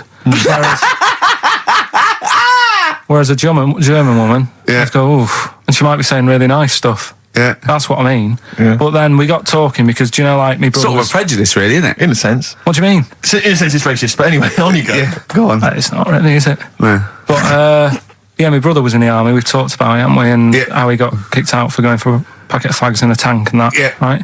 But he was... when he was in the army, he was based in Germany for a bit. And he used to be one for sort of, you know, picking up the ladies and that. He always had, you know, new girlfriends and stuff. Yeah. He's a Pilkington. Used to get through loads of them. Yeah. Well, I didn't. I wasn't that bad. But well, no, because you had things like you trouble with your marrow and that. No, you might die. I'm not interested. Yeah, but no matter what he did, do you know what I mean? When he was a bus driver, he was one of them who always had a woman stood at the front with him and sort of, you know, having a chat and stuff. Sure. And he sort of got kicked out of that and stuff. But when he was bus driver, did he own the bus or did he just take it to get a packet of fags? So he's in Germany. He's in Germany, and the army people say to him, "Now we know what you like, Pilkington, right? Das Pilker. Don't be meeting up with any German women. Fraulines. Leave the Fraulines alone. Not allowed to go out with German women because apparently they get you and then they beat you up and that." What, the German women? Why? Go on. Don't know. They just said don't because they don't like English army people and that. Why? See, the English is your first language, isn't it? Are you speaking German now? I can't tell. Don't get out with the German, go beat you up and that. Don't like English army, man. What is that? What worries me, Rick, is we've got the face, the body language and things to try and interpret this gobbledygook. The listeners, they just got the words. It must be, I know, yeah. It must be just ridiculous for a listener. Right, just do the competition. What was that anecdote about? Don't go out with German women, they'll beat you up. I'm just saying, if you're in the army, if you're about to join the army and you think, it'll be great, I'm going to meet loads of women over in Germany, it's not going to happen. Wise words there, wise words. So this station in public service. Excellent, okay. Right, can we just play a song and then do the film thing? No, just do the film thing now. Oh no, let's play a song. Oh, what are we playing? Bit of Bragg. Billy Bragg, excellent. What's this called? It's called The Saturday Boy, Carl. Saturday Boy. Billy Bragg, The Sunday Boy on XFM 104.9. Ricky's laughing because he's just thrown something at Carl. It made him jump. Yeah, that's worked well. Here are the prizes for the film quiz thing, which I think is what it's called. Brilliant. People will be loving this. It's Trance Anthems, 2003. We know we got a lot of trance fans listening. The best air guitar album, obviously. Yeah, of course, yeah. The best club anthems. Yeah. Series 1 of Happiness by Paul Whitehouse. The very best of Father Ted on DVD. We've got Teachers. We got Knowing Me, Knowing You. Not too bad. Yeah, a few bundles there. Good stuff. Christmas gifts and things like that. So Knowing Me, Knowing You, I've noticed on VHS, which is good. Yeah. That's quite quaint. Excellent. Yeah. Brilliant. All right. Yeah. So explain the conceit of this? It's when we sort of dig out a film that I've been in, and this is. I don't know if I'll tell you what film is because that might be the question. Thinking about it, because there isn't that much going on in the clip. I think we need to know what the film is. Do you? Yeah. All right. It's Rain Man. Okay. Why is he called Rain Man? Is that going to be the question? Yeah, I know the answer, Carl. Don't worry. Don't look at me like that. I do. Oh, well done. Yeah, you watched the film. Yeah, you should. Right, so it's you, Carl, in the film Rain Man. Yeah, it's the bit when Tom Cruise is in the doctors with the ill man. All right. There we go. You ready? Well, I'm not a psychiatrist, but I do know that his brain doesn't work like other people. Wait, I am sat here. Don't go talking about me like I'm some sort of div kid. Got a good brain. Works well. It stores all sorts of information and stuff, doesn't it, Tom? He remembers things, little things sometimes. Well, don't say like that, little things, as if it's stuff that isn't important. Are you good with numbers? The doctor's asking you a question. Yeah, I know, I'm just thinking. Good with numbers. It depends. Not that good at maths, but I remember facts that have got numbers in them. Like I know that one person in 2 billion will live to be 116 or over. Right? Weird thing is a lot of them are Chinese, so, sort of makes you wonder if they're lying. I'm afraid I don't understand what you're talking about. What do you mean you don't understand? It's not... Alright, here's an easier one for you then. Goldfish have better memories than people think. He's right. He's right? Yeah. See? There you go. Goldfish related. Oldest goldfish in the world was 41. No. Yeah. Funny thing is there, if it was a goldfish with a dodgy memory, could have been older. Could have been, pushing 45. So. That's amazing. I mean, that is amazing. He should work for NASA or something like that. Well, didn't go that far. They're the sort of things that I like reading about. I've got that big book there. It's full of sort Did you read all this? Yeah, don't... You read all these stories that are in this book. Don't bother touching it. Maybe you better put it back. Give it back. Go. Okay, no, Ray, take it easy. I'm not gonna... I won't touch anything else, Ray. Just... Come out. It's okay, Ray. It's okay. Come on. Can I ask you something else, Raymond? No. Well, you've annoyed me now. You've kept coming here saying I'm daft and that and messing with my book. Just go, will you? Excuse me. Were they messing with your big book of freaky facts? Yeah, that's out of order. Good. Right. So what's the question? Why is he called Rain Man? Yeah? Yeah? Everyone happy with that question? Yeah? Yeah. Okay, Ricky.Gervais at xfm.co.uk. Why is he called Rain Man? Right? Yep. XFM. Bad Day, REM, XFM 104.9. That's nearly it, isn't it? That's almost it. Got through another one. Got through another one seamlessly. The film Brilliant. quiz, obviously, we had just moments ago. It was Karl featured in Rain Man. The question was, why is he and the film called Rain Man? The answer, Ricky, was... Well, Tom Cruise's character, when he was little, couldn't say Raymond, and he used to call him Rain Man. Okay. Plenty of right answers, but we're going to give it to John Steele, who, interestingly, is from West Yorkshire. He's listening. Yeah, that is, that is interesting. Yeah. So that's pretty much that. Is there time for Monkey News? I think we got to have Monkey News. And then that second track from the Ryan Adams. Let's play the jingle, though, if we can. Oh, chimpanzee, that Monkey News, you Right. Now, it was back in the 1980s. Right. So it's quite topical then. Okay. When did this happen then? 1980s? Yeah. Yeah. It's about a Colombian F1 sort of, Formula One driver. Yeah. Apparently these races were going on, right? And someone kept winning them. Right, okay, forget it.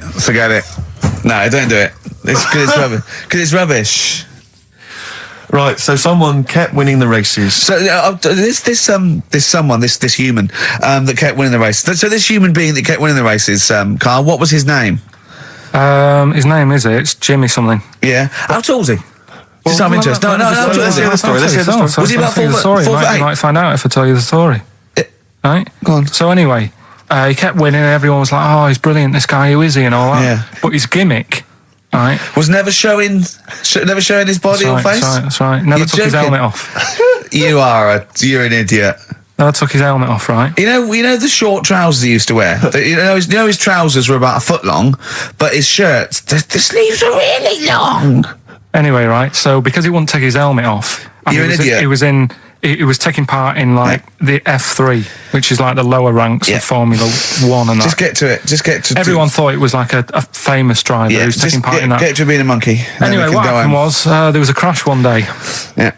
And the car tipped over, everyone's like, oh. He ran up a tree? So they were suspecting when he ran away with the ambulance people up a tree and started eating a banana? So the marshals ran over and the ambulance people were there and they were about to take his helmet off, and the marshal was like, don't take his helmet off. Give away the secret that he's a monkey. Give away the secret and that. Yeah, chimp. Yeah. Took his helmet off. Jimmy Chimpus. Little monkey under there. No, definitely not. Okay, let's play Ryan Adams. Did he survive? Just a couple of questions. Did he survive? Yeah, he did. Yeah, he was allowed to keep all the awards that he won. Sure. But he wasn't allowed to take part in any other races. Yeah, didn't happen. This is Ryan Adams. We'll see you next week. This is a song called The Shadowlands, also from that Life is Hell album. It's good stuff. Idiot.